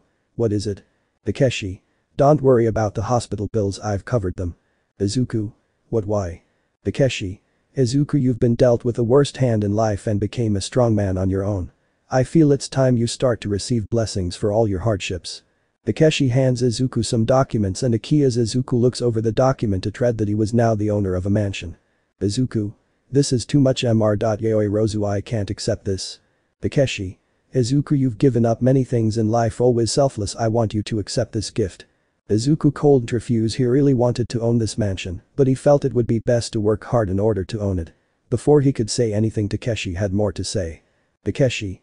I'm also going to have you on medical leave. You're still going to receive your usual pay, but now I want you to focus on recovery and school.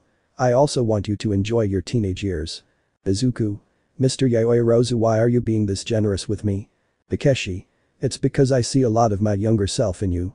I did nothing but spend my youth working and neglected other aspects of my life, that is until I met my wife Ibina, who taught me how to balance my life. It's also because of you I'm going to visit my family after being away for so long. Izuku. Then if it's okay I'll humbly accept this gift, sir. After a few minutes a nurse came by and informed them Izuku could leave the hospital that night. A handful of doctors had healing quirks which helped him greatly. Takeshi signed Izuku out of the hospital and gave him a lift home. Once home Izuku got out of the limo. Before he could walk into his building, Momo grabbed his sweater sleeve, getting his attention. Momo. Thank you for saving us, Izuku. After thanking him she slid a piece of paper into his hand and whispered into his ear, call me. Izuku slightly nodded and began making his way home. As he walked past a parking area he saw his motorcycle parked. Izuku then made his way to the second floor where he lived. Izuku dug around his pocket and noticed his keys weren't there, so he knocked on the Yagi's door with his prosthetic arm, causing a blade to pop out. Tashinori and Inko rushed the door to see Izuku. As he was in view of Tashinori and Inko, they cried, seeing that he had lost his arm. "Tashinori. Come in, my boy, I've got your keys. I want to apologize, I couldn't make it in time to prevent you from this injury." Izuku. "It's alright, I knew what I was getting into when I signed up to be a hero. I didn't think this would happen so early in my life though." Izuku then felt his prosthetic hand being grabbed. Inko inspected the arm as tears fell from her face. Izuku couldn't find words to say he was okay. Tashinori handed Izuku his keys, and he left. After leaving, Inko broke down in tears, saying this wouldn't have happened if we didn't give him up over and over again. She repeatedly said this. Tashinori was saddened knowing this boy had suffered far too much. He realized that no amount of saying "I'm sorry" will ever replace his arm. Time skip. Next day. Izuku had been notified that school would be closed for a while. Izuku was getting dressed when there was a knock on his door. As he opened the door, a man wearing a suit stood before him. "Izuku. May I help you, sir?" "Sebastian. I presume you must be Izuku. I was sent by Master Yaoi Rozu to escort you to your new home." Izuku then remembered that he was gifted a mansion, but was not told they'd escort him there. "Izuku. I'm sorry, I had no clue I was going to be escorted there. I don't have anything packed." "Sebastian. Not to worry, I've brought help."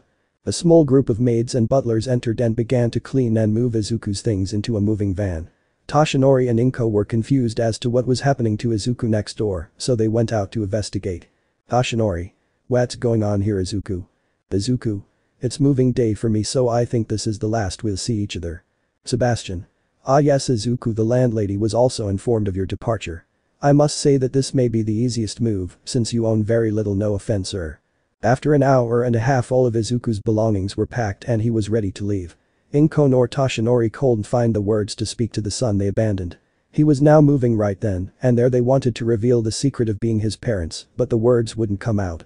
Izuku, including all butlers and maids, had now departed as Tashinori and Inko let tears run down their faces when he remembers that he could ask Izuku for his address, then look for any vacant homes in that area. Chapter 15. After Izuku left his apartment, he noticed his motorcycle was being strapped to a tow truck. He got into a limo, and the journey to his new home began. After driving 45 minutes, they arrived at a mansion where the Yaoi Rozu family was waiting patiently as they had bodyguards nearby. When the limo parked in front of them, Izuku got out. "Izuku. Mr. Yaoi Rozu, why are you here?" "Takeshi. Well, I'm here to welcome you to your new home." "Izuku. Where is the mansion?" "Takeshi. Turn around." "Izuku, is all this really mine now?" "Takeshi. It sure is, my boy. This is a 5-bedroom mansion. I know it's small, but..." "Izuku. It's perfect, I couldn't have asked for more." "Takeshi. Then let's begin the tour, shall we?" Izuku noticed he had 2 garage doors and a small walkway leading into the front door. On the right-hand side, a fenced-off pool area. When they got closer to the entrance, Izuku saw an outdoor patio and a fire pit with a BBQ grill away from the couch. Just as they were going to go inside for the tour, Takeshi's phone rang. After few words were exchanged, he turned around.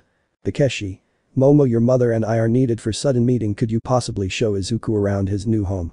"Momo. Yes, father, I'll give Izuku the tour. Please have a safe trip." As Momo's parents left, Izuku was a bit nervous to be alone with Momo. She was drop-dead gorgeous. "Momo. Izuku, let me show you your new home." Upon entering, Izuku saw a beautiful living room that connected to the kitchen that matched perfectly. Izuku had a very wide smile as he admired the beauty of his home, knowing that things might truly be looking up for him. Momo had shown Izuku all 4 rooms, which were the home gym, game room, study room and the bedroom. Momo explained how her parents couldn't figure out how to remodel the bedroom, so they left it alone for Izuku to design how he wanted it. Never in Izuku's wildest dream did he ever think anything like this would belong to him. He closed his eyes and hoping this wasn't a dream. "Momo. Izuku, are you okay?" As Izuku opened his eyes and saw that everything he had just seen was still there, that's when he knew that everything around him was reality. "Izuku. Sorry, for a split second I thought that this was all a dream that I would wake up from.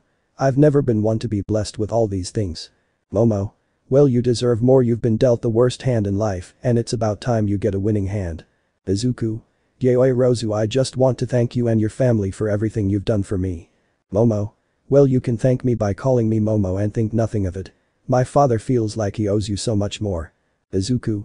Okay, Momo, what's the 5th room?" "Momo. Spare guest bedroom." "Izuku. Why does your father think he owes me?"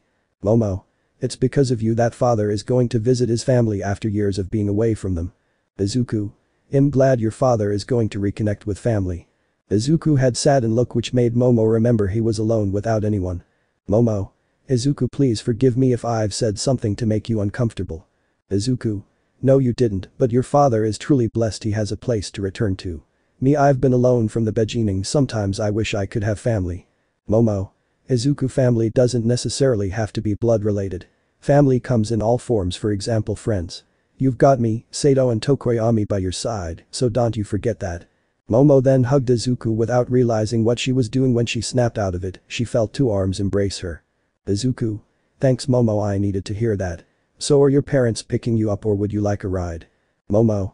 If I ask for a ride will you be able to drive properly? Izuku. Don't worry, I got a few tricks to help me out. Izuku began to focus his chakra on his left hand. Momo noticed a slight humming green aura surrounding Izuku's hand as he placed it over the area where the prosthetic was applied. After a few minutes Izuku began to move his metal arm in a circular motion, getting a feel for the new limb. Momo's phone got a message from her parents, saying they'll return to Izuku's to pick her up. Momo was glad she didn't want Izuku to overexert himself after being hospitalized for a short period of time. Momo. Izuku, looks like my parents will be picking me up, so don't worry about me. Izuku. Okay, that great news.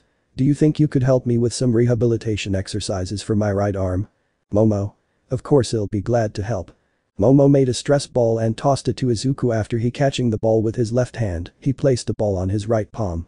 Izuku slowly began to close his hand. The movements he produced felt completely natural, as if he hadn't lost his arm. He began to touch each finger to his thumb. Izuku. Momo, do you know why my movements look like they're natural? Momo. That's right, this girl named Hatsume developed this arm and the screws they used attached themselves into the nerves of your nervous system. Izuku. Okay, then this should be easier to do. Momo, I want you to make a metal bat. Momo. I don't think whatever you're planning is a good idea. Izuku. I just wanted to see if my reaction time will be the same or if I needed to work on it.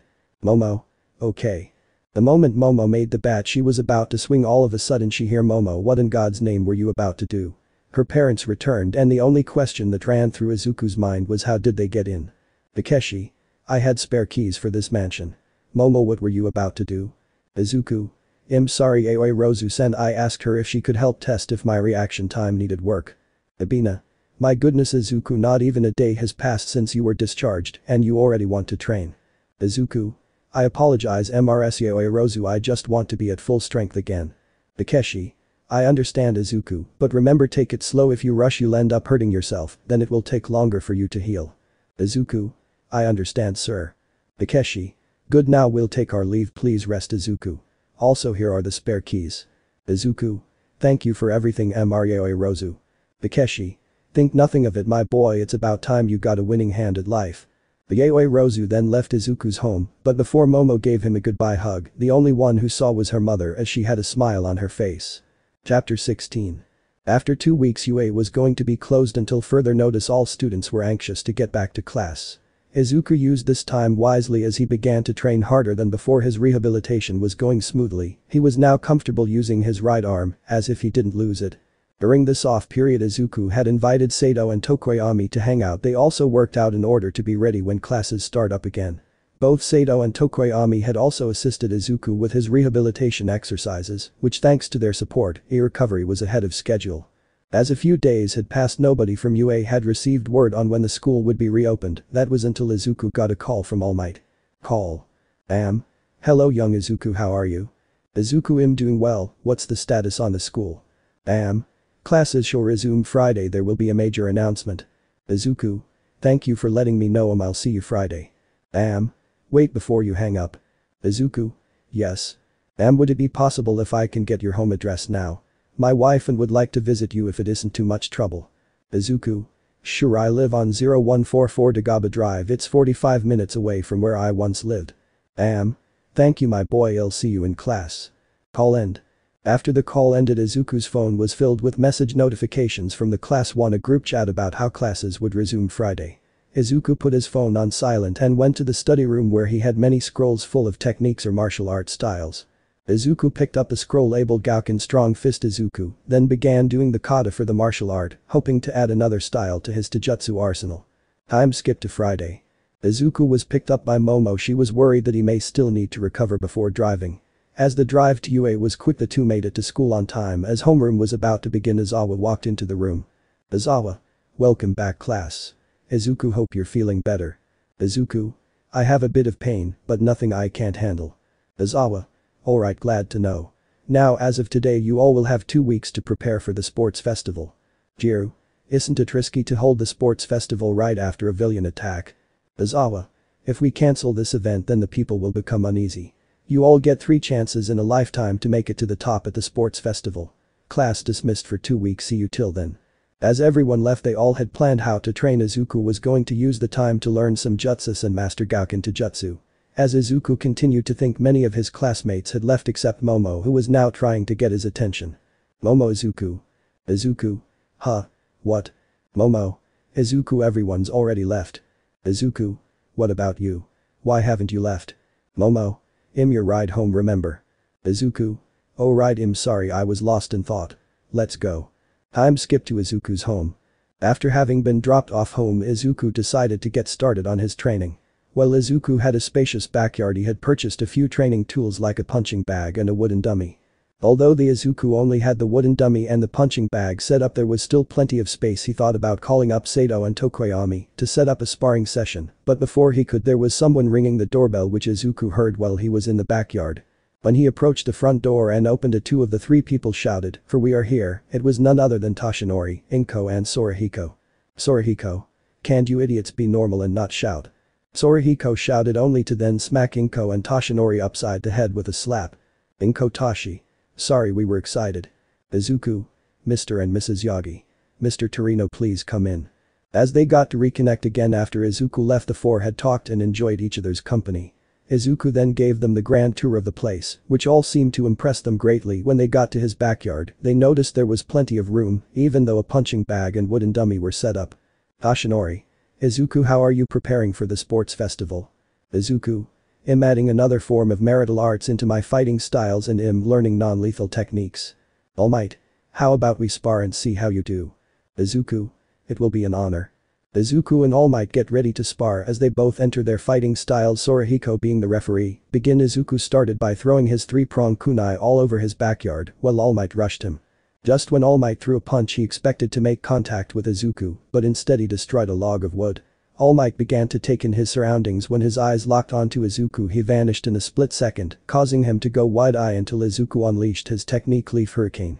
When the kick landed on All Might's guard broke, and then Izuku had began to flow through combos, which left All Might stunned. He was able to read Izuku's next move, which let him land an uppercut to the young man. The 2 were away from each other. They decided their final attack would end the spar. Izuku focused a Rasengan on his prosthetic arm, which surprisingly worked. All Might cocked back his fist. As they ran at each other, the 2 attacks made contact, causing Izuku to go flying towards a tree. The 3 adults' eyes widened. What caught their attention the most was that when Izuku hit a tree, he popped into a cloud of smoke. Inko. Where did he go? All Might stood still, not knowing where Izuku was, until 2 arms popped out of the ground and grabbed him where he stood, pulling him down. As Izuku shouted, "Earth-style headhunter jutsu." As All Might was dragged into the ground with his head sticking out like some sort of cartoon character, both Inko and Sorahiko began dying of laughter. All Might's thoughts. I can't believe it, my own son has beaten me. Maybe he's worthy to inherit my power. I'll talk to him before leaving. Chapter 17. After Izuku pulled All Might out of the ground, they went inside so Izuku could prepare dinner for him and his guests. After an hour passed, dinner was served and the 4 had a good time. Izuku had a foreign feeling of what it might be like to have a family. His train of thought was broken when All Might spoke. All Might. Izuku, my boy, we need to talk. Izuku. Is something wrong? The room grew tense and quiet, as if what was about to be said would change his life forever. My boy, there's no easy way to say this, but my time as the symbol of peace is nearing its end. Izuku, what do you mean? As All Might lifted his shirt, Izuku saw the nasty scar which looked like something took his stomach out. Nasty, right? I got this wound 5 years. I've lost my stomach and half my respiratory system. Due to this injury, I can only do 3 hours of hero work a day, so at the moment I'm in desperate need of a successor. Izuku. Was the one who did that to you also the reason why Milliseconds Yagi can't have kids? What do you mean by successor? You're right on the money, kid. The same villain also hurt my wife, which caused that complication. By successor I mean you need to become the next symbol of peace.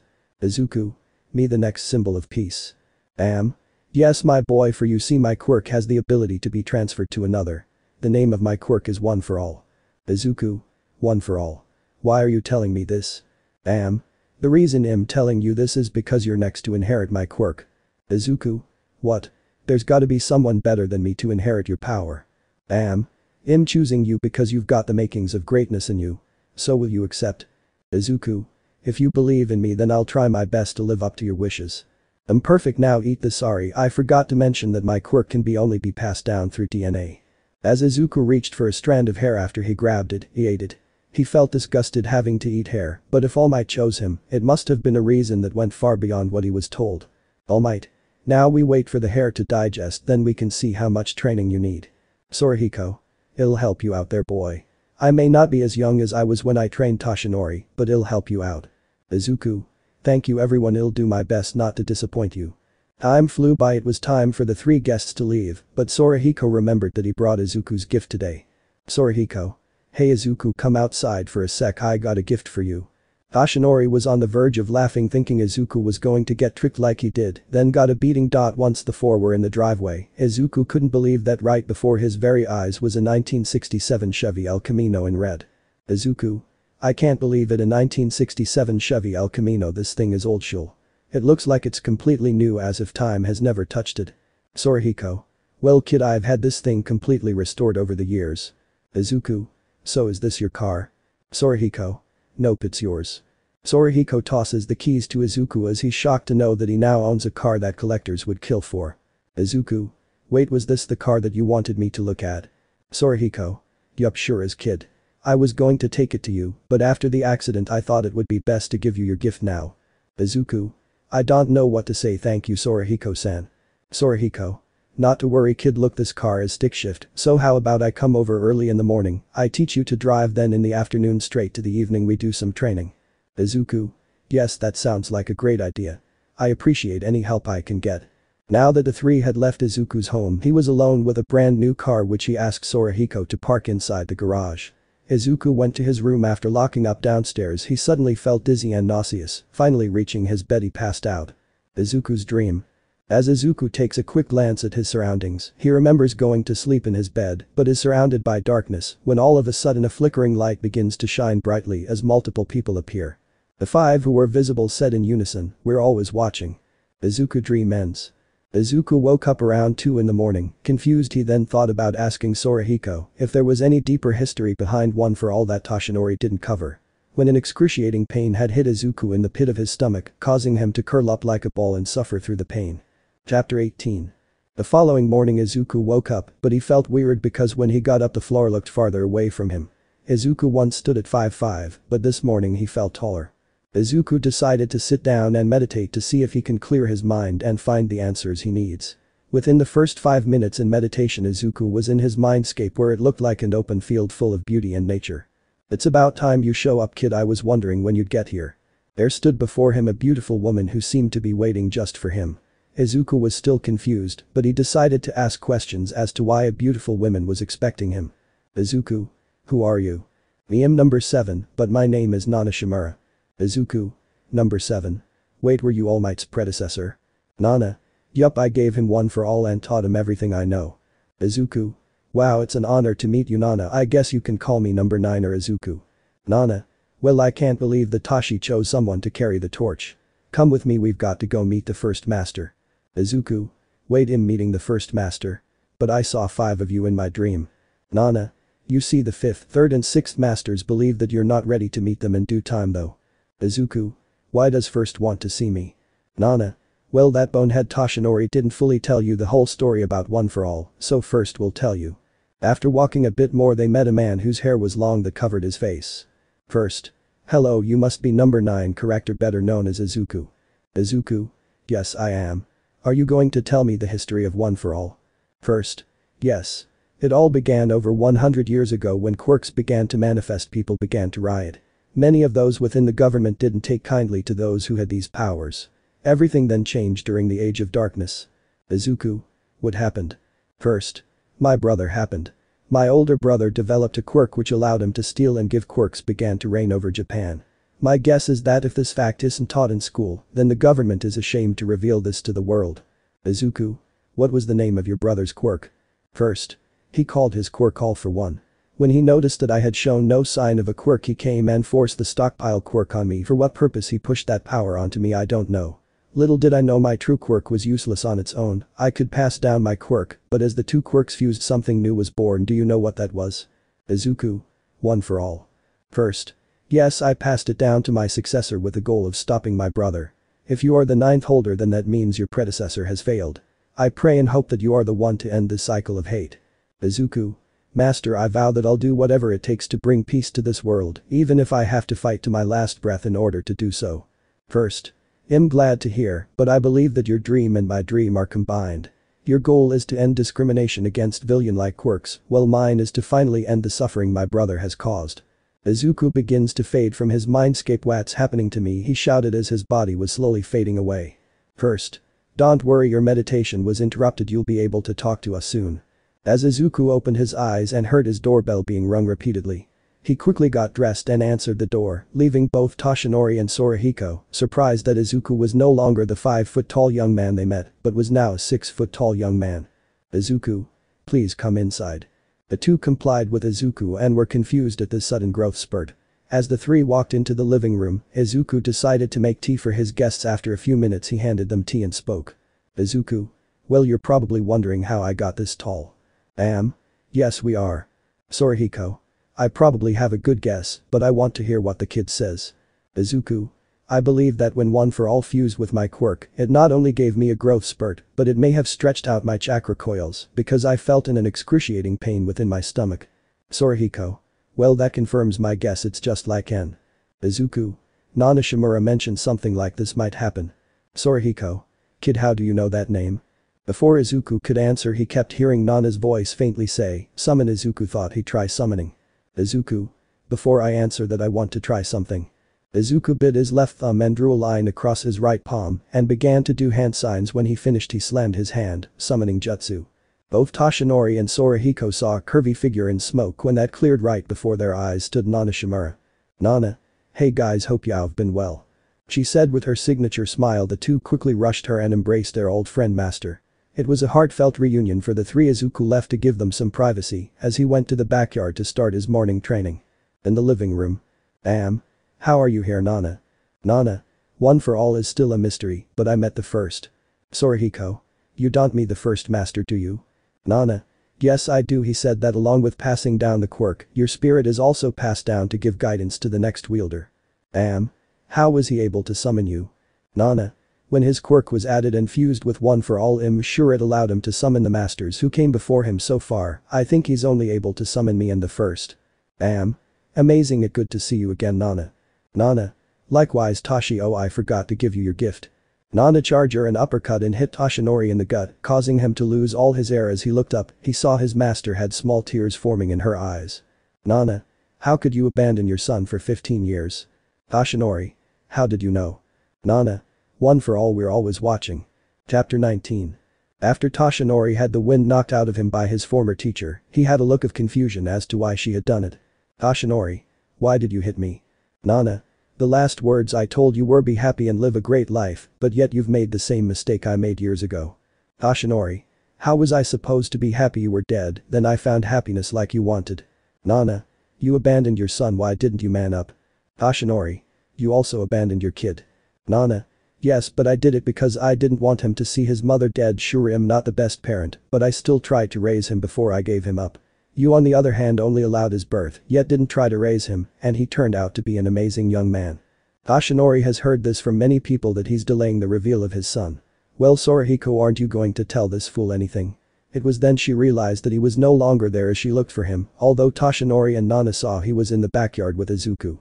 The two witnessed a speed battle between the two, which resulted in a major standstill. Neither man was able to land a decisive hit. Although Sorahiko was getting up in age, he felt like his quirk strength increased. What followed next was Izuku, and Sorahiko laughed in the eyes of Nana and Toshinori. It looked like the two bonded while they fought. Sorahiko. Did you two enjoy your reunion chat? Toshinori. Yes, where were you? Sorahiko. The kid looked ready, so I was his partner for a light sparring session. Now it's time for a driving lesson. Nana. Okay. Wait, driving lesson? As the four had gone to Izuku's garage after he changed into his casual outfit, Nana once again saw Sorahiko's old Chevy El Camino. He had told her this would go to Toshinori, but as she knew her student's blunder, Sorahiko chose Izuku to inherit this car. When the four got into the car, Sorahiko took shotgun so he could teach Izuku the basics. Little did Sorahiko know that Izuku read the book, How to Drive Manual Transmission for Dummies. When Izuku started the car, Sorahiko was going to explain how to shift into gear when Izuku started the car and shifted into first gear perfectly. He began to slowly drive out of the garage, and once out he closed the garage door with the control. After leaving the driveway he shifted into second gear. Sorahiko. Kid, how'd you learn to drive stick so fast? Izuku. Oh, I read the book I left in the glove compartment. As Sorahiko pulled out the book, both Nana and Toshinori moved forward to read the title as well. In unison they all read, How to Drive Manual Transmission for Dummies. They all laughed as they opened the book. All information was correct. Sorahiko. Wait, there's another book. As he pulled the second book he read the title, Parental Guidance for Dummies. All three were shocked at the title and not knowing why Izuku had this book. Sorahiko. Kid, did you get someone pregnant? Izuku. No sir, when I bought that book I thought it would give parental guidance on certain topics that kids or teens would go through. When I read it, the book was a guide on how to be a parent. I decided to keep it for future reference. Sorahiko. Can Toshinori borrow this? Izuku. Sure, is he planning on adopting? Sorahiko. Maybe when he's ready. As Izuku kept driving, the two adults were glaring daggers at Toshinori for being such a screw-up. Izuku drove back home as he began to wonder, what's Momo up to? But the Aoi Rozu family. The Aoi Rozu family was making their way to the city of Tatooine so that Takeshi could reunite with his family. Takeshi. Momo dear, forgive me for dragging you along. I know you're trying to prepare for the sports festival, but I need the support of you and your mother. Momo. It's alright father, I understand. Ebina. You say that now, but Momo, aren't you upset that you can't see your boyfriend? Momo. Boyfriend. Izuku is not my boyfriend. Ebina. Who said Izuku was your boyfriend? Momo was red with embarrassment as her mother had a sly smirk while her father laughed. Takeshi. I can see why you fell for him. A strong young man willing to fight to his last breath. Now that's someone I can respect. They pulled up to an average-sized home when Takashi begins to wonder why the home is smaller. He looks at the nameplate as it read Yaoi Rozu. As he slowly approached the front door he knocked, then appeared a beautiful woman around his age of 35. When she opened the door the only thing she said was Take-chan. Takeshi. Mizuzuni-chan. She then made a ruckus calling all members of the family, everyone please come see who's come home. Then moments later, a small group of people appear that Takeshi recognized. First were his parents, Mikoto his mother, Minato his father, Makoto his older brother, and Nanami his third older sister. They all gave him the biggest welcome of his life as he was still confused why they were letting him into the family after being away for so long. But time flew by and they explained how he was always Yaoi Rozu without having to prove himself as many tears were shed. Takeshi felt complete, that is, the missing piece of his heart had finally been filled. For the rest of the time the two families were now brought together. Momo was out training when her uncle Makoto offered to teach her boxing. He was the current lightweight champion. So Momo got some hands-on experience with hand-to-hand combat. When the first night was coming to an end, Takeshi had offered his family to live with him. They were hesitant at first, but Takeshi genuinely wanted to have his family with him.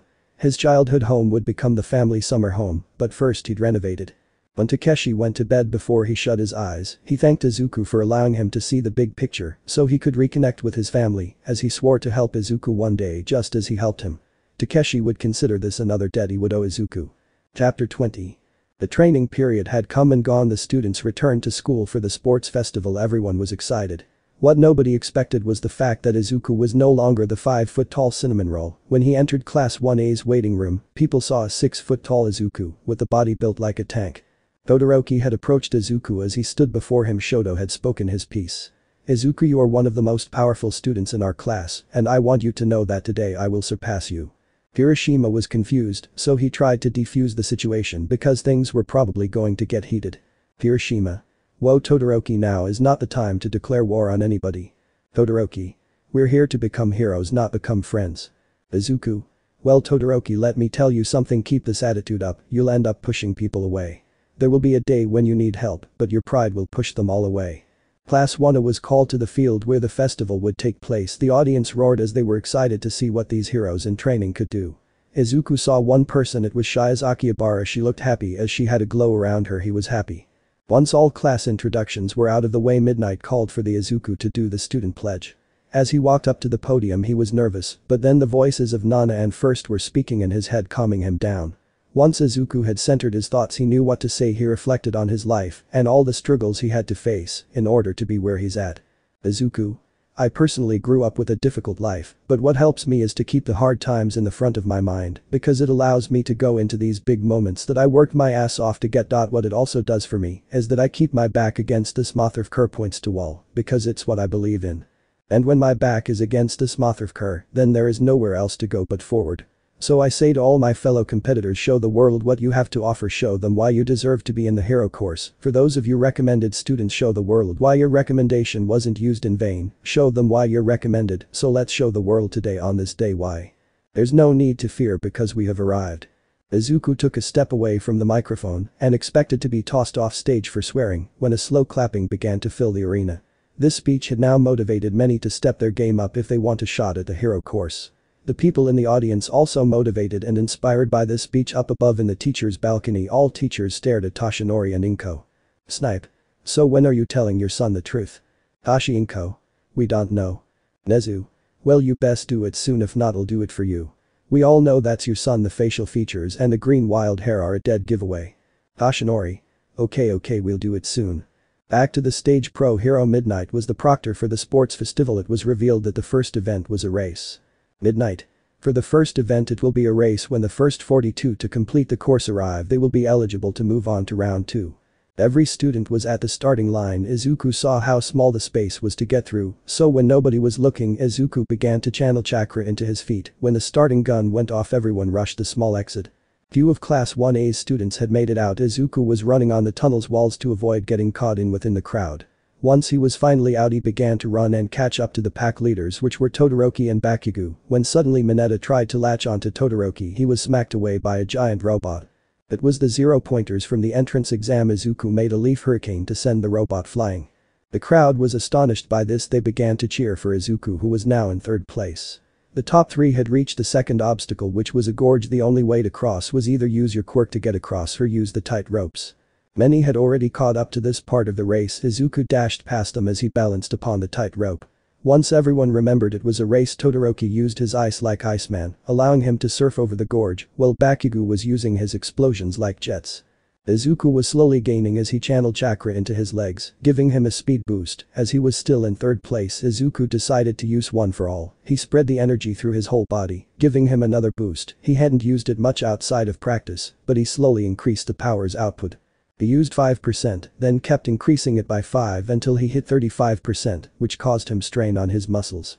Izuku dropped to 30%, making sure his body would hold up. He noticed that he had left both Todoroki and Bakugo in the dust. As Izuku reached the final obstacle, as landmines had exploded after he had ran over them, there was a delayed explosion, causing many to slow down.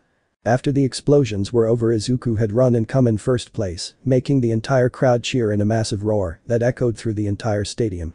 Many were on the edge of their seats when Midnight spanned the event wheel. Once it stopped, she announced the trial. Midnight. Our second event is a cavalry battle. Chapter 21. Izuku had just won the first event of the sports festival. Many were chanting his name, while Bakugo came in 3rd and Todoroki in 2nd.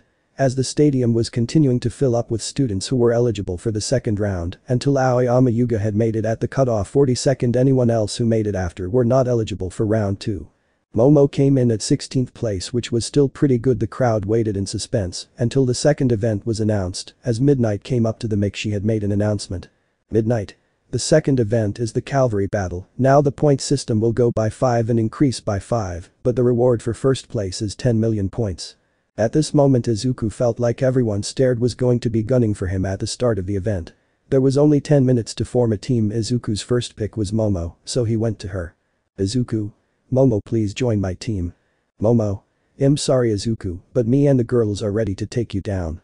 Mom's team consisted of her, Achako, Mei, Jiru, who were outfitted with Mei's babies. Izuku tried to find teammates, but they found him. They were none other than Sato and Tokoyami. Sato. Hey Izuku, can we join your team? Izuku. Are you guys serious? We'll have a fat target painted on our backs. Tokoyami. Yay, we're sure, but we need one more person. Izuku. I may know just the person to ask. As Izuku approached another student, he placed a hand on his shoulder and said, "Join me." The young man looked confused. Izuku. I saw what you did during the obstacle course. You have a brainwash quirk, don't you? The kid nodded and replied to Izuku, why pick someone like me? Izuku. I'm picking you because I can see what you're truly capable of. I'm Izuku and you are? Hitachi. I'm Hitachi Shinso. Izuku.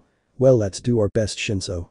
Now that Izuku had his team ready, Shinso was up front, Tokoyami to the left and Sato on the right. When the event began, Izuku preformed a hand sign, multi-shadow clone jutsu. There were multiple copies of Izuku. He had some clones henge into his teammates in order to confuse the competition. When midnight declared the event start, every team had rushed for all Izuku teams. Upon making contact, they burst into smoke. Izuku's team was making great progress by evading every team via shadow clones. Team Momo was making great strides by eliminating unfocused teams. Time seemed to have gone by in a flash, but there were 5 minutes remaining. Team Katsuki and Todoroki were going after Team Izuku, but before Bakugo could even try anything, he was caught by Shinso's quirk. Shinso? Hey, loser. Katsuki. What us? Shinso. Gotcha, now hand over your points and withdraw from the festival. Suddenly pillars of ice were shot at Team Izuku. It was none other than Team Todoroki, who consisted of Iida, Kaminari and a student from 1B. Iida had used his special move which boosted his speed, greatly dashing towards them. Izuku thought quickly and began making his hand signs water-style water bullet jutsu. Izuku shot down to the ground, making the dirt become mud, so it became difficult to get proper traction. Midnight. Time up. At the same moment Bakugo had shouted, I resign from the festival. When he snapped out of his stupor at that moment, Midnight was hesitant but continued with the festival. It was a lucky break for Bakugo that his team barely made the cutoff, so they were able to participate in the final event. Midnight. We will be having an hour intermission before we begin the final event. Many of the spectators had gone to the food stands and bought food. The UA students were heading to the cafeteria to enjoy the meal and rest up for the last event when Todoroki approached Izuku again. Todoroki. We need to talk. Izuku. Sure, what's up? Todoroki. Not here, somewhere private. They reached a secluded area to speak in private. Todoroki, we should head to lunch before our break ends. Todoroki. I've got to ask, from the way I see All Might talk to you, are you his secret love child? Izuku. PFFFFFT, hahaha, that's a good joke, Todoroki. No, I'm not his son, I met him when I got off work one night. Todoroki. Work? Why would you need a job? Izuku. Well, Todoroki, I needed a job because I was orphaned from birth, and since the orphanage had no money to keep a teen, I chose to leave and live on my own. Todoroki was shocked his classmate had gone through, even though he himself had a troublesome life. Izuku. If we meet in the finals, you better not hold back. Todoroki was broken out of his thoughts when Izuku said this. Todoroki. I will not use my father's quirk. POW. Todoroki was surprised to be on the receiving end of the punch. This was something he didn't expect. Izuku. Don't use that bullshit excuse that it's your father's quirk. If it were his quirk, he could control when you use it. Now if we meet in the finals, you better be fighting me at 100%. Todoroki. I won't use his Q. POW. Izuku then grabbed Todoroki by his jacket's collar and shouted to his face, it's your power, be the hero and man you want to be. After that he walked off and went to grab some lunch.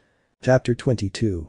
Izuku had finished his conversation with Todoroki. He made his way to the lunchroom. When he saw no open seats, he was flagged down by Tokoyami. Tokoyami. Izuku.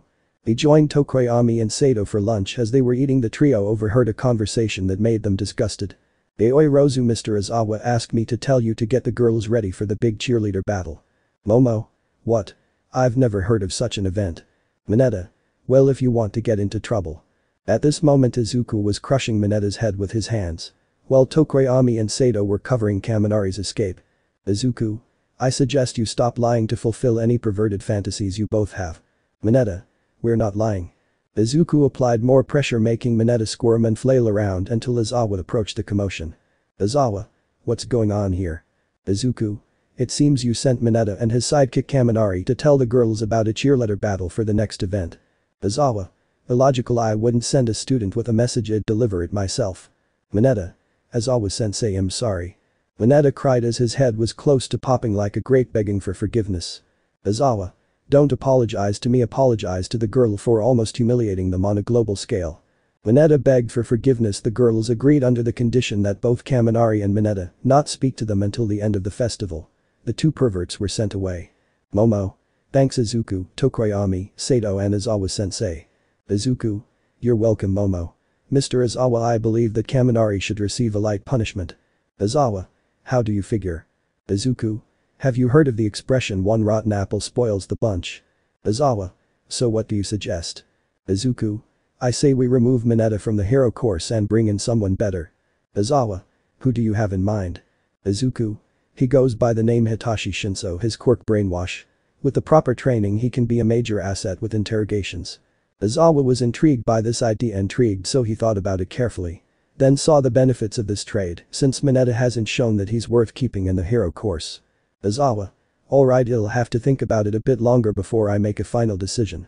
Once Izawa left, Izuku, Sato and Tokoyami were about to head back to their table when Mina called out to them. Hey guys, thanks. Some time had passed and lunch break was over. All eligible students went back to the field to participate in the final event of the sports festival. Midnight. For today's final event we have the battle tournament. Everyone was excited to see what the remaining participants could do. Ejiro didn't withdraw since he wasn't brainwashed. Midnight. The first match is between Izuku and Ejiro Mashiro. Izuku and Ejiro made their way to the ring and bowed to each other and took up their respective stances. Ejiro charged at Izuku and began to throw punches and kicks at him, while all those attacks were blocked and parried by Izuku. Izuku began to attack as he started out with Gauken, then he began to slowly switch into frog style, making his attacks unpredictable, which Ejiro noticed, so he himself began to use his tail in order to counter Izuku's unpredictability.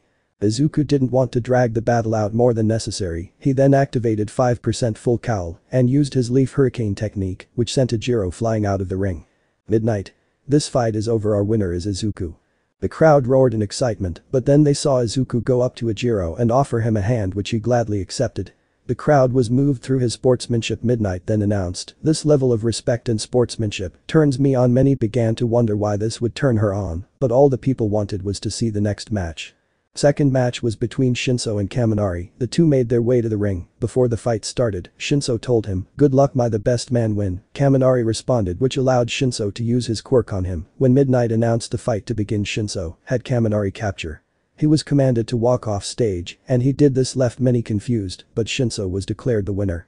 The third match was between Sato and Shiro. When the fight began, tape was being shot by Shiro in order to immobilize Sato, but that didn't work as much as he hoped. Even without sugar, Sato was still pretty strong, so he grabbed the tape and yanked Shiro to him. As Sato grabbed him, he choked, slammed him into the ring, and preformed a submission which incapacitated Shiro to the point if he moved his limbs would dislocate.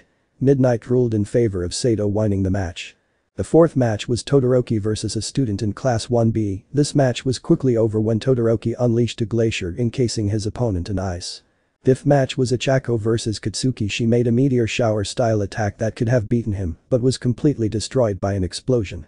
Katsuki won due to Ichako being tired, extremely exhausted from using her quirk.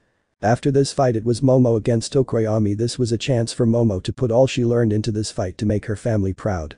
Chapter 23. It was finally Momo Yaoi Rozu's turn to fight. Her opponent was none other than Tokoyami Fumikage. She knew this would be one of the most difficult fights she would have. Midnight. Fight. Tokoyami had called out Dark Shadow in order to fight Momo. He noticed Momo took up boxing stance as she made cestus gloves appear on her hands with help from her quirk. Momo dashed at Tokoyami, which he didn't expect, and received a strong body shot which caused Tokoyami's knees to buckle. Dark Shadow had charged at Momo, but to everyone's surprise Momo was able to make contact with Dark Shadow. She believed that her attack would do no damage.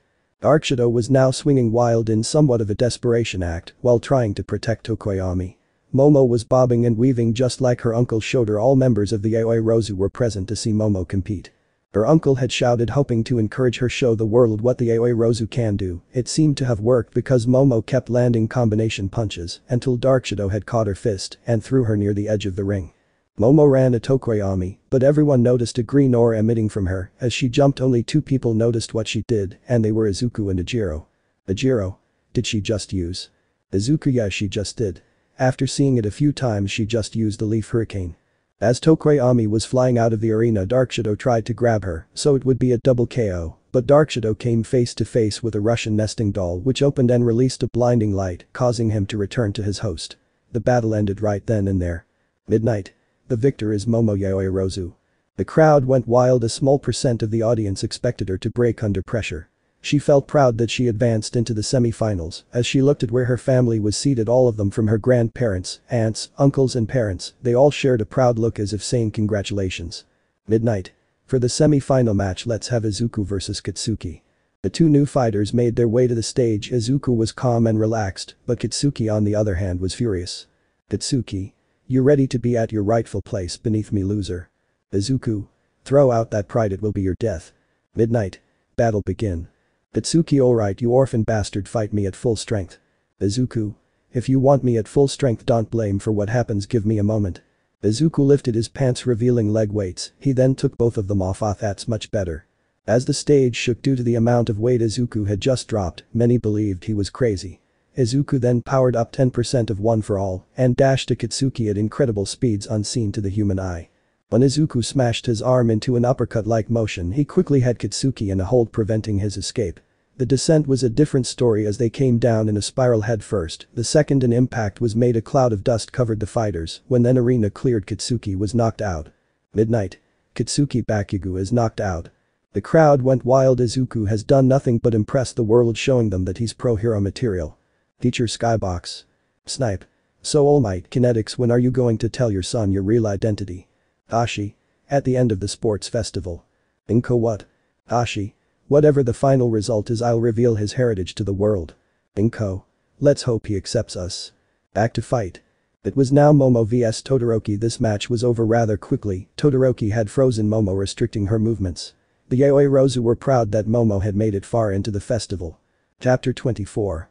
It was now the final fight of the sports festival. Everyone had done incredibly well as everyone was watching and anxiously waiting to see the final match. Midnight. Ladies and gentlemen, the moment you've all been waiting for has finally arrived. I'd like to have both Izuku and Todoroki Shoto come to the stage. The last combatant stepped forward as they stared down each other. Tensions were high, the audience was on the edge of their seats waiting for the start. Midnight. Fight. Todoroki began to shoot ice pillars at Izuku, which he just avoided gracefully. Every spectator wanted to see how this would end. Izuku used the Shadow Clone Jutsu. The clones were used as a distraction to break the ice. When one of many clones had almost breached Todoroki's defenses, ice kept moving towards Izuku at alarming rates. That's when Izuku had been building up chakra and used the fire-style Fireball Jutsu. This technique had melted all of the ice in an instant, but Todoroki was desperately trying to keep putting up barriers of ice in order to prevent the fire from reaching him. The crowd were on their feet, unsure if Todoroki was engulfed by flame or if his strategy worked. When the steam died down, Todoroki was encased in ice as he walked out of the ice shell he made to block the fire. One thing that seemed off was the fact that Izuku was kneeling down on one knee, as if fatigue was setting in. Todoroki took that as a chance and sent a pillar of ice straight towards Izuku's abdomen. The crowd was sad seeing how Izuku put up a good fight, only to lose by ring out until the last second. When Izuku's body was about to touch the ground, his body poofed. That's when everyone knew it was a clone. The world began to wonder where he was. Then the ground began to crack in front of Todoroki as Izuku popped out of the ground with an uppercut. He missed as Todoroki jumped back a bit after this caught him by. Izuku. Todoroki, I see you're still half-assing the competition.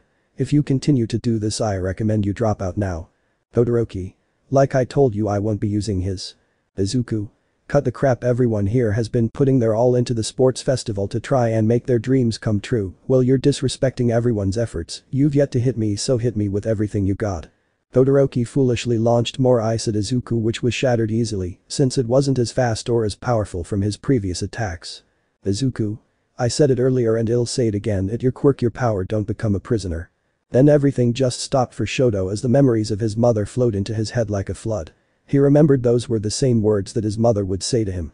Just then a fire erupted from Todoroki's left side as he looked at Izuku with a smirk and proclaimed, I want to be a hero. It was time for their final attacks. Izuku made One for All flow through his body at 10%, while he shouted, first gate of opening open, second gate of rest open. Many could feel the aura that Izuku released. The amount of sheer power was overwhelming.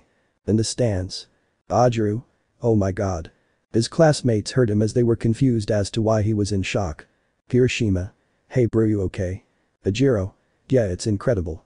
Haminari. What is? Ajiro. Izuku has tapped into a lost technique that any martial artist would kill to learn. Momo. What technique is it? Ajiro. It's known as the 8 inner gates. This technique could possibly rival All Might. As a loud gasp was heard, nobody could even comprehend as to how it was possible that the technique being used could rival All Might. Back to the fight. Izuku charged and Todoroki sent a glacier to Izuku. As this exchange happened, Midnight and Cementus began to intervene so that neither student was injured. When the explosion occurred, the people were hit with a massive gust of wind. When the wind died down, the ring where the students fought was in pieces. As the smoke from the explosion settled, it was clear one figure stood tall, while the other was in the wall of the stadium. Midnight. This year's sports festival winner is Izuku. The audience applauded at the fight. Izuku bowed before all as he thanked everyone. He then ran to Todoroki and took him to see Recovery Girl. Midnight. While we wait for Todoroki's recovery, let's take a minute and prepare everything for the awards ceremony. We'll have a special guest presenting the awards this year. With All Might and teachers. Aizawa. All Might, are you really going to reveal his heritage to the world? All Might. Yes, but now that I think about it, he'll do it in front of all the teachers who knew he was my son. So how many of you know? All teachers raised their hands. Inko? You all knew? Then came a familiar voice. Of course they knew, you chowderheads. All Might. Dad, why are you here? Sorihiko. Remember I taught here years ago, plus Nezu invited me and I'm also here to make sure you tell that kid his heritage. I'm skip awards ceremony. Midnight. As promised, our special guest is here. All Might. For I have arrived with the medals. The crowd was hyped to see All Might present and awarding the medals to the top 3 students. All Might. To third place milliseconds Yaoi Rozu. You did well and I'm sure you've made your family proud. Momo. Thank you, sir. All Might. To second place Todoroki Shoto, please continue to strive for greater heights. Todoroki. Thank you, sir. All Might. Finally to our champion Izuku. The crowd went wild over the champion who had dominated the festival. Izuku. Thank you, All Might. All Might. I need to speak with you in the teacher's lounge after this. All Might whispered into Izuku's ear. Let's give another round of applause to these young champions. Let me know in the comments below if you guys want the next part. Also check out my other video that has been shown and left. Thank you for watching. If you enjoyed this video, please like and share this video. And have a fantastic day. Bye.